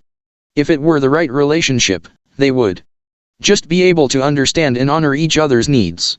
So they grew apart and eventually broke up. In the growth mindset, there may still be that exciting initial combustion, but people in this mindset don't expect magic. They believe that a good, lasting relationship comes from effort and from working through inevitable differences. But those with the fixed mindset don't buy that. Remember the fixed mindset idea that if you have ability, you shouldn't have to work hard? This is the same belief applied to relationships. If you're compatible, everything should just come naturally. Every single relationship expert disagrees with this. Aaron Beck, the renowned psychiatrist, says that one of the most destructive beliefs for a relationship is if we need to work at it, there's something seriously wrong with our relationship. Says John Gottman, a foremost relationship researcher, every marriage demands an effort to keep it on the right track. There is a constant tension between the forces that hold you together and those that can tear you apart. As with personal achievement, this belief that success should not need effort robs people of the very thing they need to make their relationship thrive. It's probably why so many relationships go stale, because people believe that being in love means never having to do anything taxing. Mind reading. Part of the low-effort belief is the idea that couples should be able to read each other's minds. We are like one. My partner should know what I think, feel, and need, and I should know what my partner thinks, feels, and needs. But this is impossible. Mind reading instead of communicating inevitably backfires. Elaine Savage, noted family psychologist, describes Tom and Lucy. After 3 months together, Tom informed Lucy that there was an imbalance in their relationship. Lucy, reading his mind, decided Tom meant that he was less into the relationship than she was. She felt discouraged. Should she break off the relationship before he did? However, after a therapy session, Lucy got up the courage to find out what he meant. Tom, it turned out, had been using a musical term to convey his wish to fine-tune the relationship and move it to the next level. I almost fell into the same trap. My husband and I had met a few months before, and everything seemed to be going great. Then, one evening, as we were sitting together, he said to me, "I need more space." Everything went blank. I couldn't believe what I was hearing.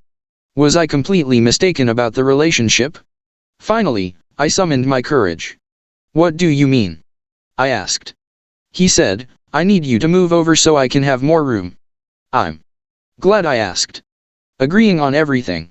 It's strange to believe in mind reading. But it makes sense when you realize that many people with a fixed mindset believe that a couple should share all of each other's views. If you do, then you don't need communication, you can just assume your partner sees things the way you do. Raymond Nee and his colleagues had couples come in and discuss their views of their relationship.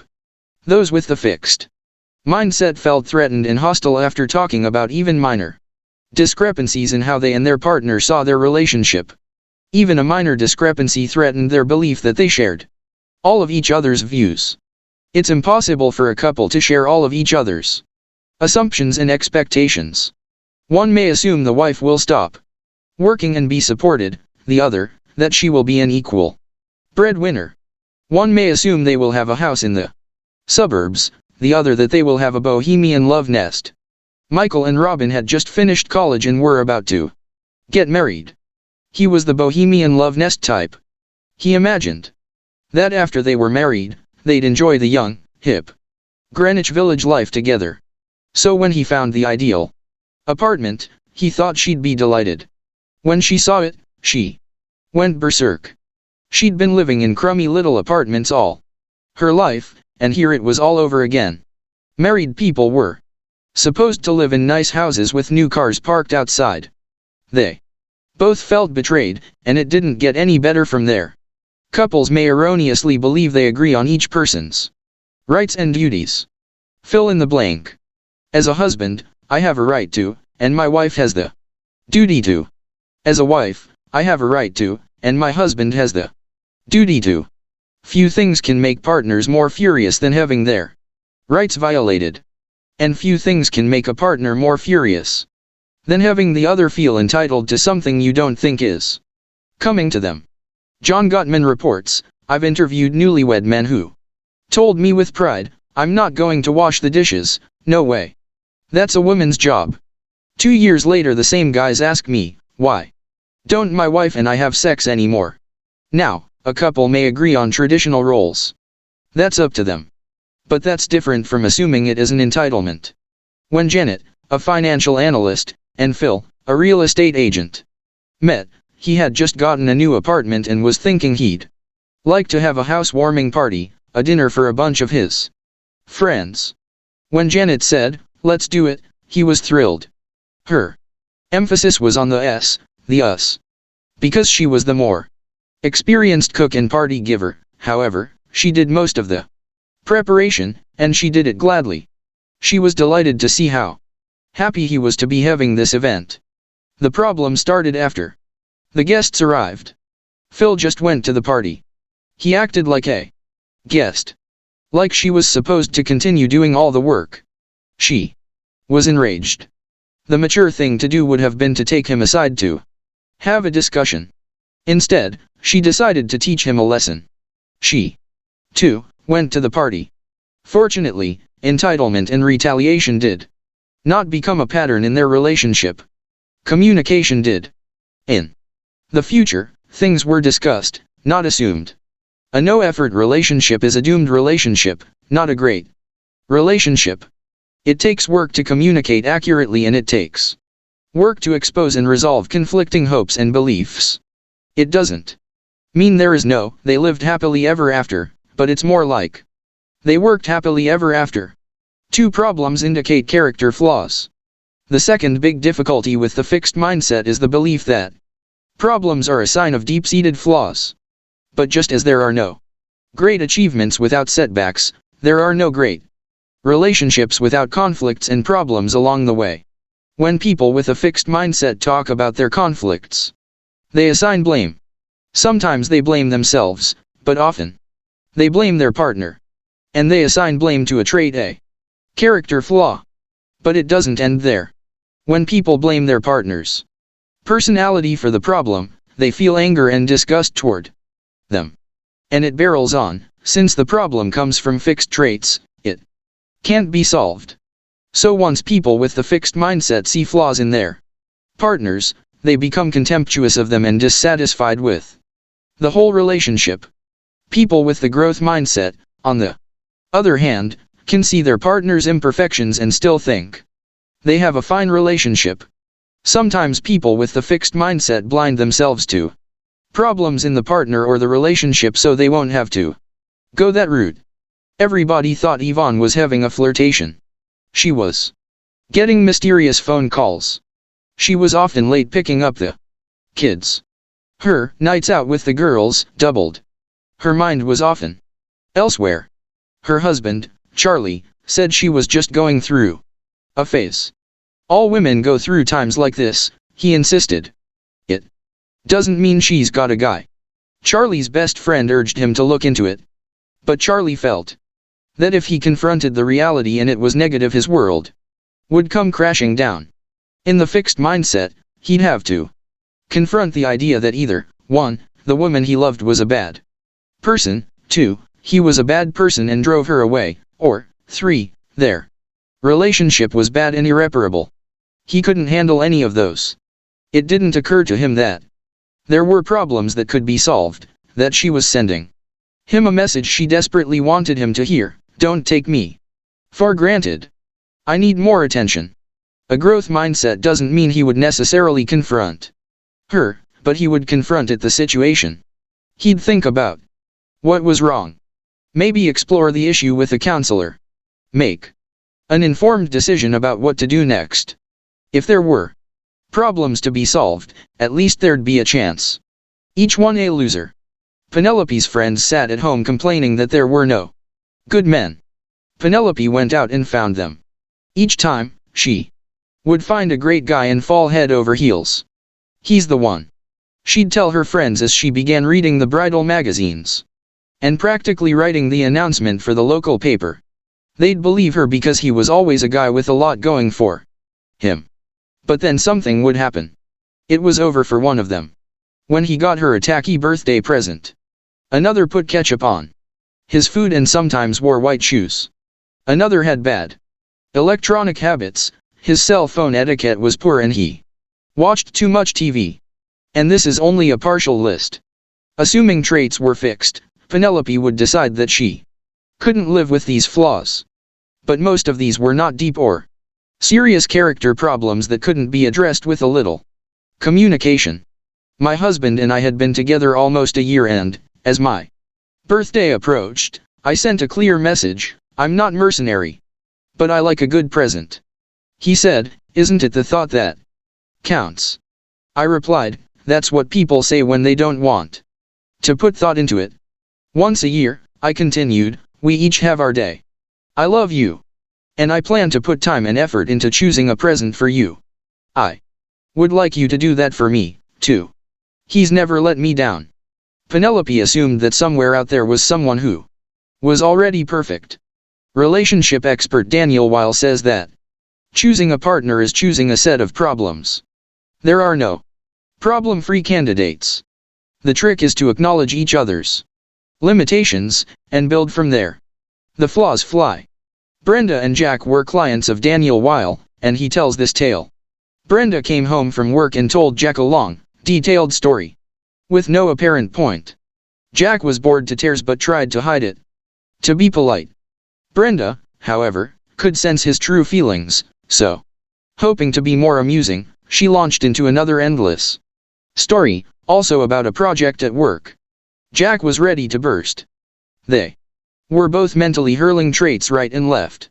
According to Weil, they were both thinking, Brenda is boring, Jack is selfish, and our relationship is no good. In fact, both meant well. Brenda was afraid to say outright that she did some great work at the office that day. She didn't want to be boastful. So instead she talked about the tiny details of her project.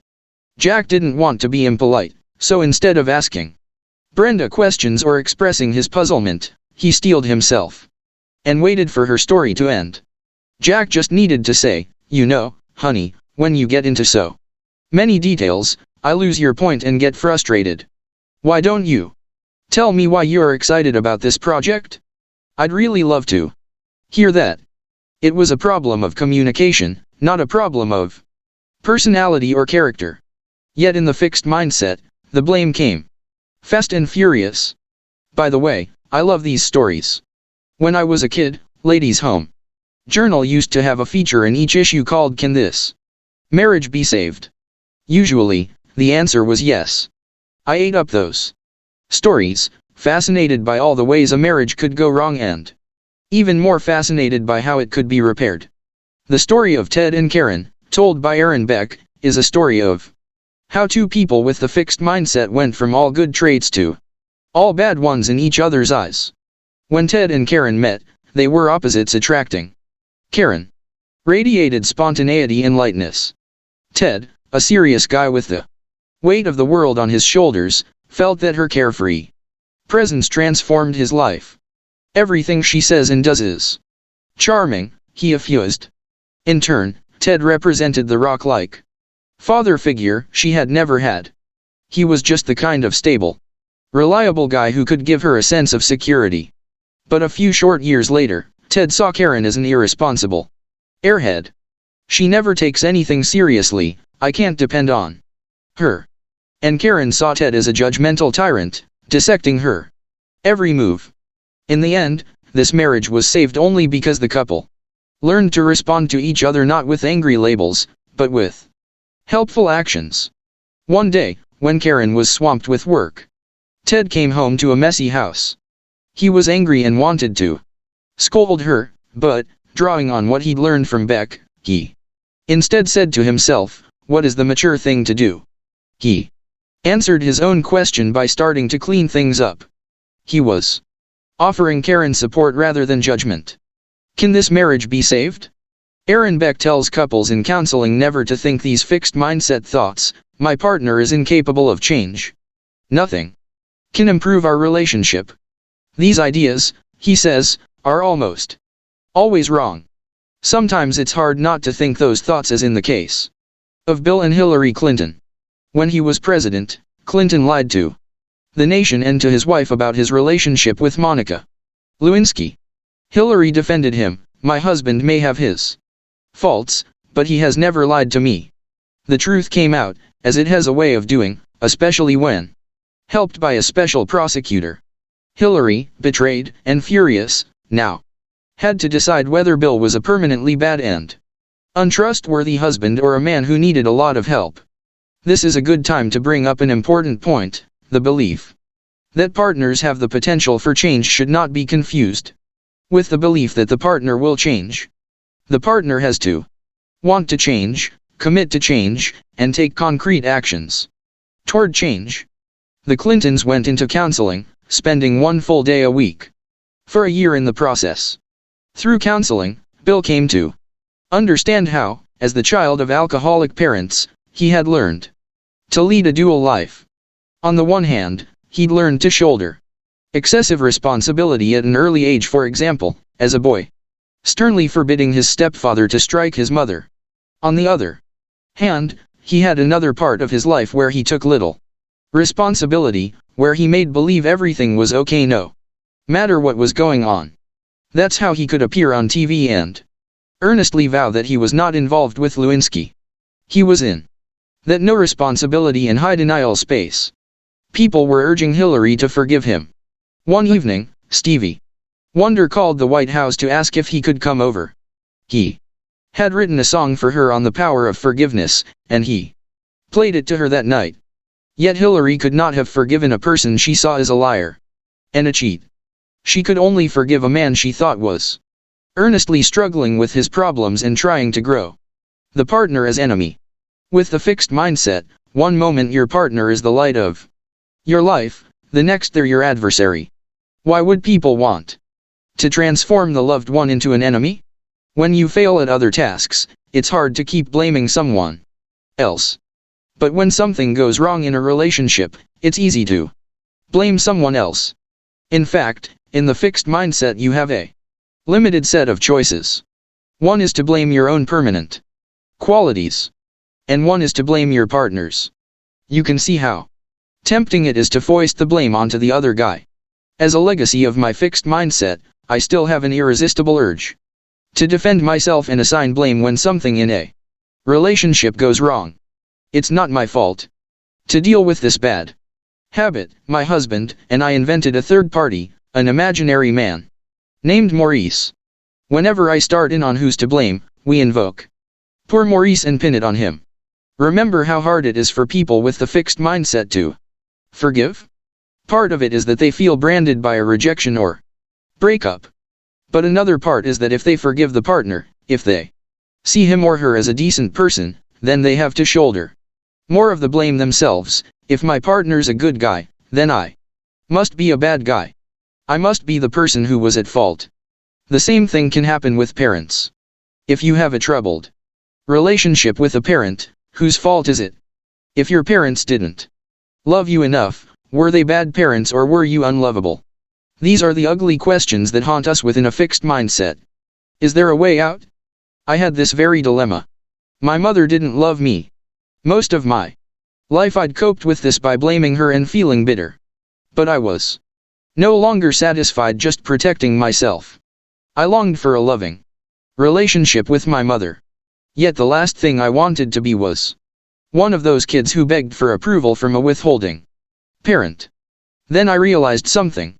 I controlled half of the relationship, my half. I could have my half of the relationship. At least I could be the loving daughter I wanted to be. In a sense, it didn't matter what she did. I would still be ahead of where I was. How did it turn out? I experienced a tremendous sense of growth, letting go of my bitterness and stepping forward to have the relationship. The rest is not really relevant since I wasn't seeking validation, but I'll tell you anyway. Something unexpected happened. 3 years later, my mother said to me, if anyone had told me I didn't love my children, I would have been insulted. But now I realize it was true. Whether it was because my parents didn't love us or because I was too involved in myself or because I didn't know what love was, I don't know. But now I know what it is. From that time until her death 25 years later, we became closer and closer. As lively as each of us was, we came even more to life in each other's presence. Once, a few years ago, after she'd had a stroke, the doctors warned me she couldn't speak and might never speak again. I walked into her room, she looked at me and said, "Carol, I love your outfit." What allowed me to take that first step, to choose growth and risk rejection? In the fixed mindset, I had needed my blame and bitterness. It made me feel more righteous, powerful, and whole than thinking I was at fault. The growth mindset allowed me to give up the blame and move on. The growth mindset gave me a mother. I remember when we were kids and did something dumb, like drop our ice cream cone on our foot, we'd turn to our friend and say, "Look what you made me do." Blame may make you feel less foolish, but you still have a shoe full of ice cream and a friend who's on the defensive. In a relationship, the growth mindset lets you rise above blame, understand the problem, and try to fix it together. Competition, who's the greatest? In the fixed mindset, where you've got to keep proving your competence, it's easy to get into a competition with your partner. Who's the smarter, more talented, more likable one? Susan had a boyfriend who worried that she would be the center of attention and he would be the tag-along. If she were someone, he would be no one. But Martin was far from no one. He was very successful, even revered, in his field. He was handsome and well liked, too. So at first Susan pooh-poohed the whole thing. Then they attended a conference together. They'd arrived separately. And, in checking in, Susan had chatted with the friendly hotel staff. In the lobby. That evening when the couple walked through the lobby, the whole staff greeted her warmly. Martin grunted. Next, they took a taxi to dinner. Toward the end of the ride, the driver started singing her praises. You better hold on to her. Yes, sir. She's a good one. Martin winced. The whole weekend continued in this vein, and by the time they got home from the conference, their relationship was very strained. Martin wasn't actively competitive. He didn't try to outdo Susan, he just lamented her seemingly greater popularity. But some partners throw their hats right into the ring. Cynthia, a scientist, was amazing at almost everything she did. So much so that she left her partners in the dust. That might have been alright if she didn't always venture into their territory. She married an actor, and then started writing plays and acting in them superbly. She said she was just trying to share his life and his interests, but her part-time hobby outshone his career. He felt he had to escape from the relationship to find himself again. Next, she married a musician who was a great cook, and in no time flat. She was tickling the ivories and inventing unbelievable recipes. Once again, the depressed husband eventually fled. Cynthia left her partners no room for their own identity. She needed to equal or surpass them in every skill they arrived with. There are many good ways to support our partners or show interest in their lives. This is not one of them. Developing in relationships. When people embark on a relationship, they encounter a partner who is different from them, and they haven't learned how to deal with the differences. In a good relationship, people develop these skills and, as they do, both partners grow and the relationship deepens. But for this to happen, people need to feel they're on the same side. Laura was lucky. She could be self-centered and defensive. She could yell and pout. But James never took it personally and always felt that she was there for him when he needed her. So when she lashed out, he calmed her down and made her talk things through with him. Over time, she learned to skip the yelling and pouting. As an atmosphere of trust developed, they became vitally interested in each other's development. James was forming a corporation, and Laura spent hours with him discussing his plans and some of the problems he was encountering.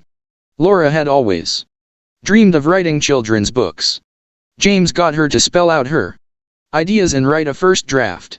He urged her to contact someone they knew who was an illustrator. In the context of this relationship, each partner was helping the other to do the things they wanted to do and become the person they wanted to be. Not long ago, I was talking to a friend about the view some people hold of child rearing, that parents make little difference.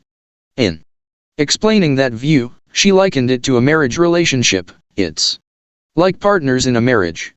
Each comes to the relationship fully formed, and you don't expect to influence who the partner is. Oh no, I replied.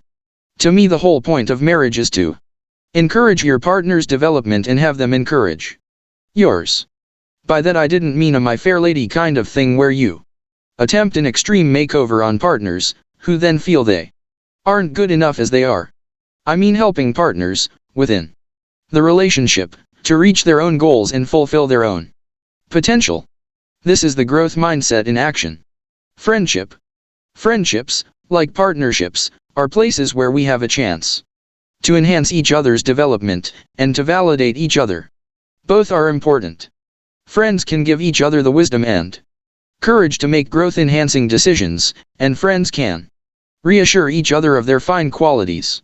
Despite the dangers of praising traits, there are times when we need reassurance about ourselves. Tell me I'm not a bad person for breaking up with my boyfriend. Tell me I'm not stupid even though I bombed on the exam. In fact, these occasions give us a chance to provide support and give a growth message. You gave that relationship everything you had for 3 years and he made no effort to improve things. I think you're right to move on. Or what happened on that exam? Do you understand the material? Did you study enough? Do you think you need a tutor? Let's talk about it. But as in all relationships, people's need to prove themselves can tilt the balance in the wrong direction. Sherry Levy did a study that was not about friendship, but makes an important and relevant point. Levy measured adolescent boys' self-esteem and then asked them how much they believed in negative stereotypes about girls. For example, how much did they believe that girls were worse in math or that girls were less rational than boys? She then measured their self-esteem again. Boys who believed in the fixed mindset showed a boost in self-esteem when they endorsed the stereotypes. Thinking that girls were dumber and more scatterbrained made them feel better about themselves. Boys with the growth mindset were less likely to agree with the stereotypes, but even when they did, it did not give them an ego boost. This mentality can intrude on friendships. The lower you are, the better I feel is the idea. One day I was talking to a dear, wise friend. I was puzzled about why she put up with the behavior of some of her friends. Actually, I was puzzled about why she even had these friends. One often acted irresponsibly, another flirted shamelessly with her husband. Her answer was that everyone has virtues and foibles, and that, really, if you looked only for perfect people, your social circle would be impoverished. There was, however, one thing she would not put up with: people who made her feel bad about herself. We all know these people. They can be brilliant, charming, and fun, but after being with them, you feel diminished.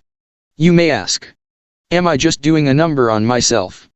But it is often them, trying to build themselves up by establishing their superiority and your inferiority. It could be by actively putting you down, or it could be by the careless way they treat you. Either way, you are a vehicle for, and a casualty of, confirming their worth. I was at a friend's 50th birthday party and her sister gave a speech, supposedly in her honor. Her sister talked about my friend's insatiable sexual appetite and how lucky it was she found a younger man to marry who could handle it.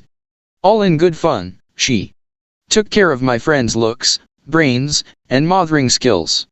After this tribute, I suddenly recalled the saying with friends like this: you don't need enemies.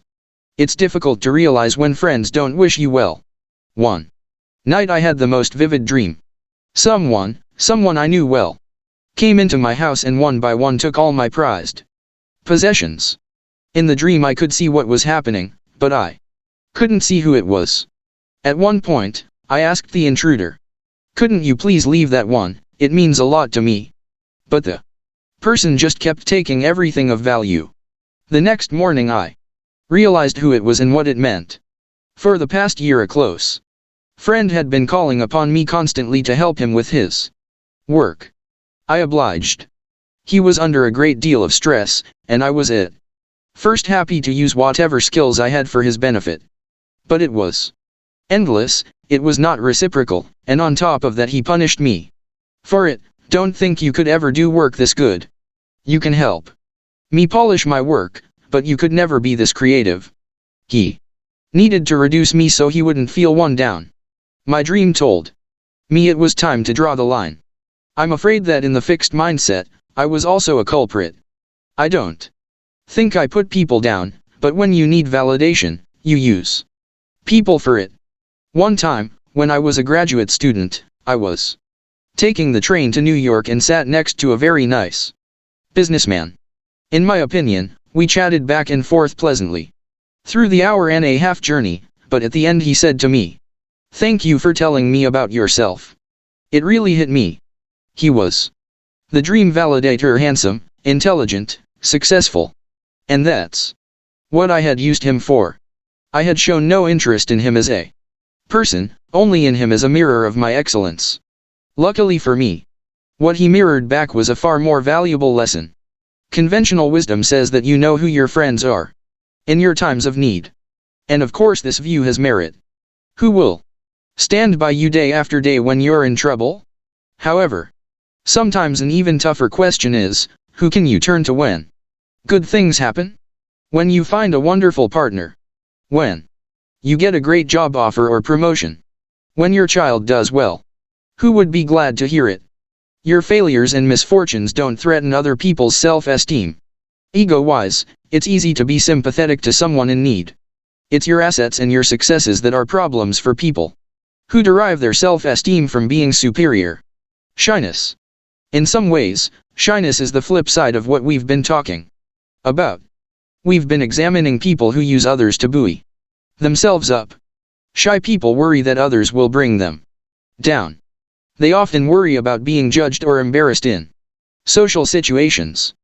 People's shyness can hold them back from making friends and developing relationships. When they're with new people, shy people report that they feel anxious, their hearts race, they blush. They avoid eye contact, and they may try to end the interaction as soon as possible. Underneath it all, shy people may be wonderful and interesting, but they often can't show it with someone new. And they know it. What can mindsets teach us about shyness? Jennifer Beer studied hundreds of people to find out. She measured people's mindsets, she assessed their shyness, and then she brought them together two at a time to get acquainted. The whole thing was filmed, and, later on, trained raters watched the film and evaluated the interactions. Beer found, first, that people with the fixed mindset were more likely to be shy. This makes sense. The fixed mindset makes you concerned about judgment, and this can make you more self-conscious and anxious. But there were plenty of shy people with both mindsets, and when she looked at them more closely, she found something even more interesting. Shyness harmed the social interactions of people with the fixed mindset but did not harm the social relations of people with the growth mindset. The observers' ratings showed that, although both fixed and growth-minded shy people looked very nervous for the first 5 minutes of the interaction, after that the shy, growth-minded people showed greater social skills, were more likable, and created a more enjoyable interaction. In fact, they began to look just like non-shy people. This happened for good reasons. For one thing, the shy growth-minded people looked on social situations as challenges. Even though they felt anxious, they actively welcomed the chance to meet someone new. The shy fixed people, instead, wanted to avoid meeting someone who might be more socially skilled than they were. They said they were more worried about making mistakes. So the fixed and growth mindset people confronted the situation with different attitudes. One embraced the challenge and the other feared the risk. Armed with these different attitudes, the shy growth mindset people felt less shy and nervous as the interaction wore on, but the shy fixed mindset people continued to be nervous and continued to do more socially awkward things, like avoiding eye contact or trying to avoid talking. You can see how these different patterns would affect making friends. The shy growth mindset people take control of their shyness. They go out and meet new people, and, after their nerves settle down, their relationships proceed normally. The shyness doesn't tyrannize them. But for fixed mindset people, the shyness takes control. It keeps them out of social situations with new people, and when they're in them, they can't let down their guard and let go of their fears. Scott Wetzel, a therapist and professor of psychiatry, paints a portrait of his client George, a picture of the shy fixed mindset person. George was incredibly shy, especially with women. He was so eager to look cool, witty, and confident, and so worried that he'd look overeager and inept that he froze and acted cold. When his attractive coworker Jean started flirting with him, he became so flustered that he began avoiding her. Then one day she approached him in a nearby coffee shop and cutely suggested he ask her to join him. When he couldn't think of a clever response to impress her, he replied, "It doesn't matter to me if you sit down or not." "George, what were you doing?" He was trying to protect himself from rejection by trying not to seem too interested. And he was trying to end this awkward situation. In a strange way, he succeeded. He certainly didn't seem too interested, and the interaction soon ended, as Jean got out of there real fast. He was just like the people in Jennifer Beer's study, controlled by his fear of social judgment and prevented from making contact Wetzel slowly helped George get over his exclusive focus on being judged. Gene, he came to see, was not out to judge and humiliate him, but was trying to get to know him. With the focus switched from being judged to developing a relationship, George was eventually able to reciprocate. Despite his anxiety, he approached Jean, apologized for his rude behavior, and asked her to lunch. She accepted. What's more, she was not nearly as critical as he feared. Bullies and victims, revenge revisited. We're back to rejection, because it's not just in love relationships that people experience terrible rejections. It happens every day in schools. Starting in grade school, some kids are victimized. They are ridiculed, tormented, and beaten up, not for anything they've done wrong. It could be for their more timid personality, how they look, what their background is, or how smart they are. Sometimes they're not smart enough, sometimes they're too smart. It can be a daily occurrence that makes life a nightmare and ushers in years of depression and rage. To make matters worse, schools often do nothing about it. This is because it's often done out of sight of teachers or because it's done by the school's favorite students, such as the jocks. In this case, it may be the victims, not the bullies, who are considered to be the problem kids or the misfits. As a society, we've paid little attention until recently. Then came the school shootings. At Columbine, the most notorious one, both boys had been mercilessly bullied for years. A fellow bullying victim describes what they endured in their high school. In the hallways, the jocks would push kids into lockers and call them demeaning names while everyone laughed at the show.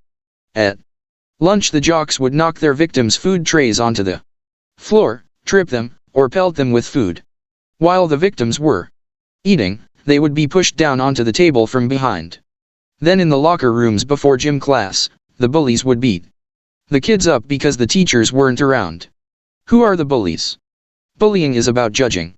It's about establishing who is more worthy or important. The more powerful kids judge the less powerful kids. They judge them to be less valuable human beings. And they rub their faces in it on a daily basis. And it's clear what the bullies get out of it. Like the boys in Sherry Levy's study, they get a boost in self-esteem.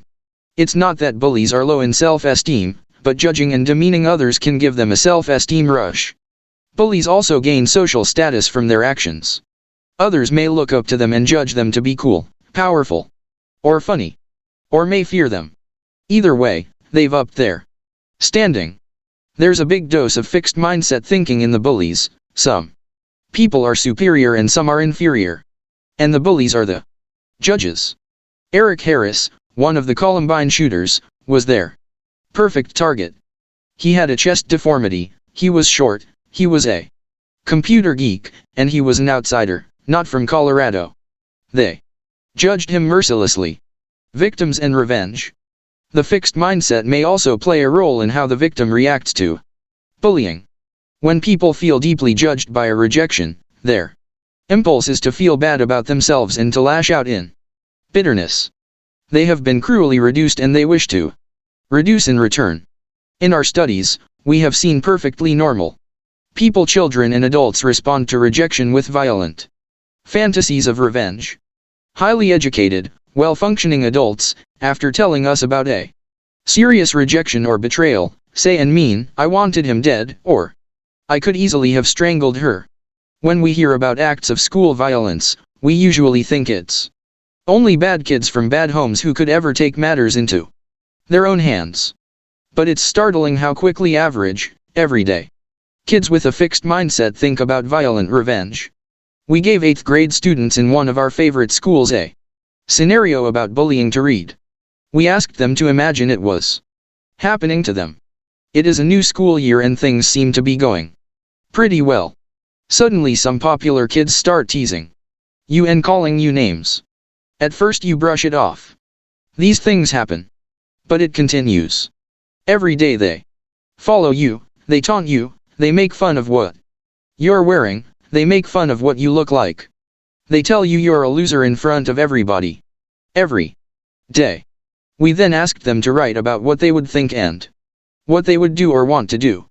First, the students with the fixed mindset took the incident more personally. They said, I would think I was a nobody and that nobody likes me. Or I would think I was stupid and weird and a misfit. Then they wanted violent revenge, saying that they'd explode with rage at them, punch their faces in, or run them over. They strongly agreed with the statement, my number one goal would be to get revenge. They had been judged and they wanted to judge back. That's what Eric Harris and Dylan Klebold, the Columbine shooters, did.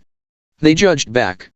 For a few long, terrible hours, they decided who would live and who would die. In our study, the students with the growth mindset were not as prone to see the bullying as a reflection of who they were.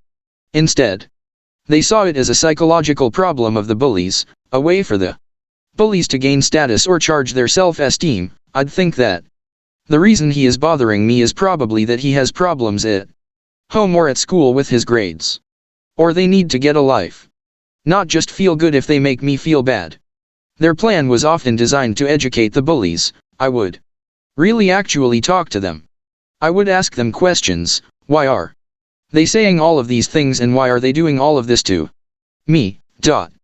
Or confront the person and discuss the issue. I would feel like trying to help them see they are not funny. The students with the growth mindset also strongly agreed that I would want to forgive them eventually, and my number one goal would be to help them become better people. Whether they'd succeed in personally reforming or educating determined bullies is doubtful. However, these are certainly more constructive first steps than running them over. Brooks Brown, a classmate of Eric Harris and Dylan Klebold, was bullied from 3rd grade on. He suffered tremendously, yet he didn't look for revenge. He rejected the fixed mindset and the right of people to judge others, as in I am a football player, and therefore I'm better than you. Or I am a basketball player. Pathetic geeks like you are not on my level. More than that, he actively embraced a growth mindset. In his own words, people do have the potential to change. Even maybe. Eric Harris, the more depressed, hostile leader of the shootings. Brown had had a very serious run-in with Eric Harris several years before, but in their senior year of high school, Brown offered a truce. I told him that I had changed a lot since that year, and that I hoped he felt the same way about himself. Brooks went on to say that if he found that Eric hadn't changed, he could always pull back. However, if he had grown up, then why not give him the chance to prove it? Brooks hasn't given up. He still wants to change people. He wants to wake up the world to the problem of bullying, and he wants to reach victims and turn them off their violent fantasies. So, he's worked for the filmmaker Michael Moore on Bowling for Columbine, and he's set up an innovative website where bullied kids can communicate with each other and learn that the answer isn't to kill. It's to use your mind and make things better. Brooks, like me, does not see the shooters as people who are a world apart from everyone else. His friend Dylan Klebold, he says, was once a regular kid from a fine home with loving, involved parents. In fact, he warns, we can just sit back and call the shooters sick monsters, completely different from us. Or we can accept that there are more Erics and Dylans out there, who are slowly being driven down the same path. Even if a victim doesn't have a fixed mindset to begin with, prolonged bullying can instill it. Especially if others stand by and do nothing, or even join in. Victims say that when they're taunted and demeaned and no one comes to their defense, they start to believe they deserve it. They start to judge themselves and to think that they are inferior. Bullies judge. Victims take it in. Sometimes it remains inside and can lead to depression and suicide. Sometimes it explodes into violence. What can be done? Individual children can't usually stop the bullies, especially when the bullies attract a group of supporters. But the school can by changing the school mindset. School cultures often promote, or at least accept, the fixed mindset. They accept that some kids feel superior to others and feel entitled to pick on them. They also consider some kids to be misfits whom they can do little to help. But some schools have created a dramatic reduction in bullying by fighting the atmosphere of judgment and creating one of collaboration and self-improvement. Stan Davis, a therapist, school counselor, and consultant, has developed an anti-bullying program that works. Building on the work of Dan Olweus, a researcher in Norway, Davis's program helps bullies change, supports victims, and empowers bystanders to come to a victim's aid. Within a few years, physical bullying in his school was down 93% and teasing was down 53%. Darla, a third grader, was overweight, awkward, and a crybaby. She was such a prime target that half of the class bullied her, hitting her and calling her names on a daily basis and winning one another's approval for it.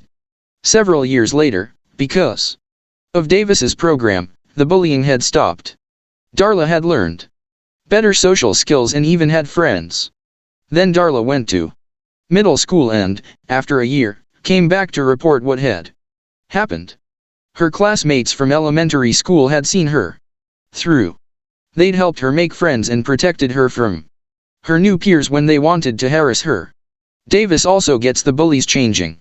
In fact, some of the kids who rushed to Darla's support in middle school were the same ones who had bullied her earlier. What Davis does is this. First, while enforcing consistent discipline, he doesn't judge the bully as a person. No criticism is directed at traits. Instead, he makes them feel liked and welcome at school every day. Then he praises every step in the right direction. But again, he does not praise the person, he praises their effort. I notice that you have been staying out of fights. That tells me you are working on getting along with people. You can see that Davis is leading students directly to the growth mindset. He is helping them see their actions as part of an effort to improve. Even if the change was not intentional on the part of the bullies, they may now try to make it so. Stan Davis has incorporated our work on praise, criticism, and mindsets into his program, and it has worked. This is a letter I got from him. Dear Dr. Dweck, your research has radically changed the way I work with students. I am already seeing positive results from my own different use of language to give feedback to young people. Next year our whole school is embarking on an initiative to build student motivation based on growth feedback. Yours, Stan Davis. Haim Ginott, the renowned child psychologist, also shows how teachers can point bullies away from judgment and toward improvement and compassion. Here is a letter from a teacher to an 8-year-old bully in her class. Notice that she doesn't imply he's a bad person, and she shows respect by referring to his leadership, by using big words, and by asking for his advice. Dear J. Andy's mother has told me that her son has been made very unhappy this year. Name-calling and ostracism have left him sad and lonely. I feel concerned about the situation. Your experience as a leader in your class makes you a likely person for me to turn to for advice. I value your ability to sympathize with those who suffer. Please write me your suggestions about how we can help Andy. Sincerely, your teacher. In a New York Times article on bullying, Eric Harris and Dylan Klebold are referred to as two misfit teenagers. It's true. They didn't fit in. But you never hear the bullies referred to as misfits. Because they weren't. They fit right in. In fact, they defined and ruled the school culture. The notion that some people are entitled to brutalize others is not a healthy one. Stan Davis points out that as a society, we rejected the idea that people were entitled to brutalize blacks and harass women. Why do we accept the idea that people are entitled to brutalize our children? By doing so, we also insult the bullies. We tell them we don't think they're capable of more, and we miss the chance to help them become more. Grow your mindset. After a rejection, do you feel judged, bitter, and vengeful? Or do you feel hurt, but hopeful of forgiving, learning, and moving on? Think of the worst rejection you ever had. Get in touch with all the feelings, and see if you can view it from a growth mindset. What did you learn from it? Did it teach you something about what you want and don't want in your life? Did it teach you some positive things that were useful in later relationships? Can you forgive that person and wish them well? Can you let go of the bitterness? Picture your ideal love relationship. Does it involve perfect compatibility, no disagreements, no compromises, no hard work? Please think again. In every relationship, issues arise. Try to see them from a growth mindset. Problems can be a vehicle for developing greater understanding and intimacy. Allow your partner to air his or her differences, listen carefully, and discuss them in a patient and caring manner. You may be surprised at the closeness this creates. Are you a blamer like me? It's not good for a relationship to pin everything on your partner. Create your own Maurice and blame him instead. Better yet, work toward curing yourself of the need to blame. Move beyond thinking about fault and blame all the time. Think of me trying to do that too. Are you shy? Then you really need the growth mindset. Even if it doesn't cure your shyness, it will help keep it from messing up your social interactions. Next time you're venturing into a social situation,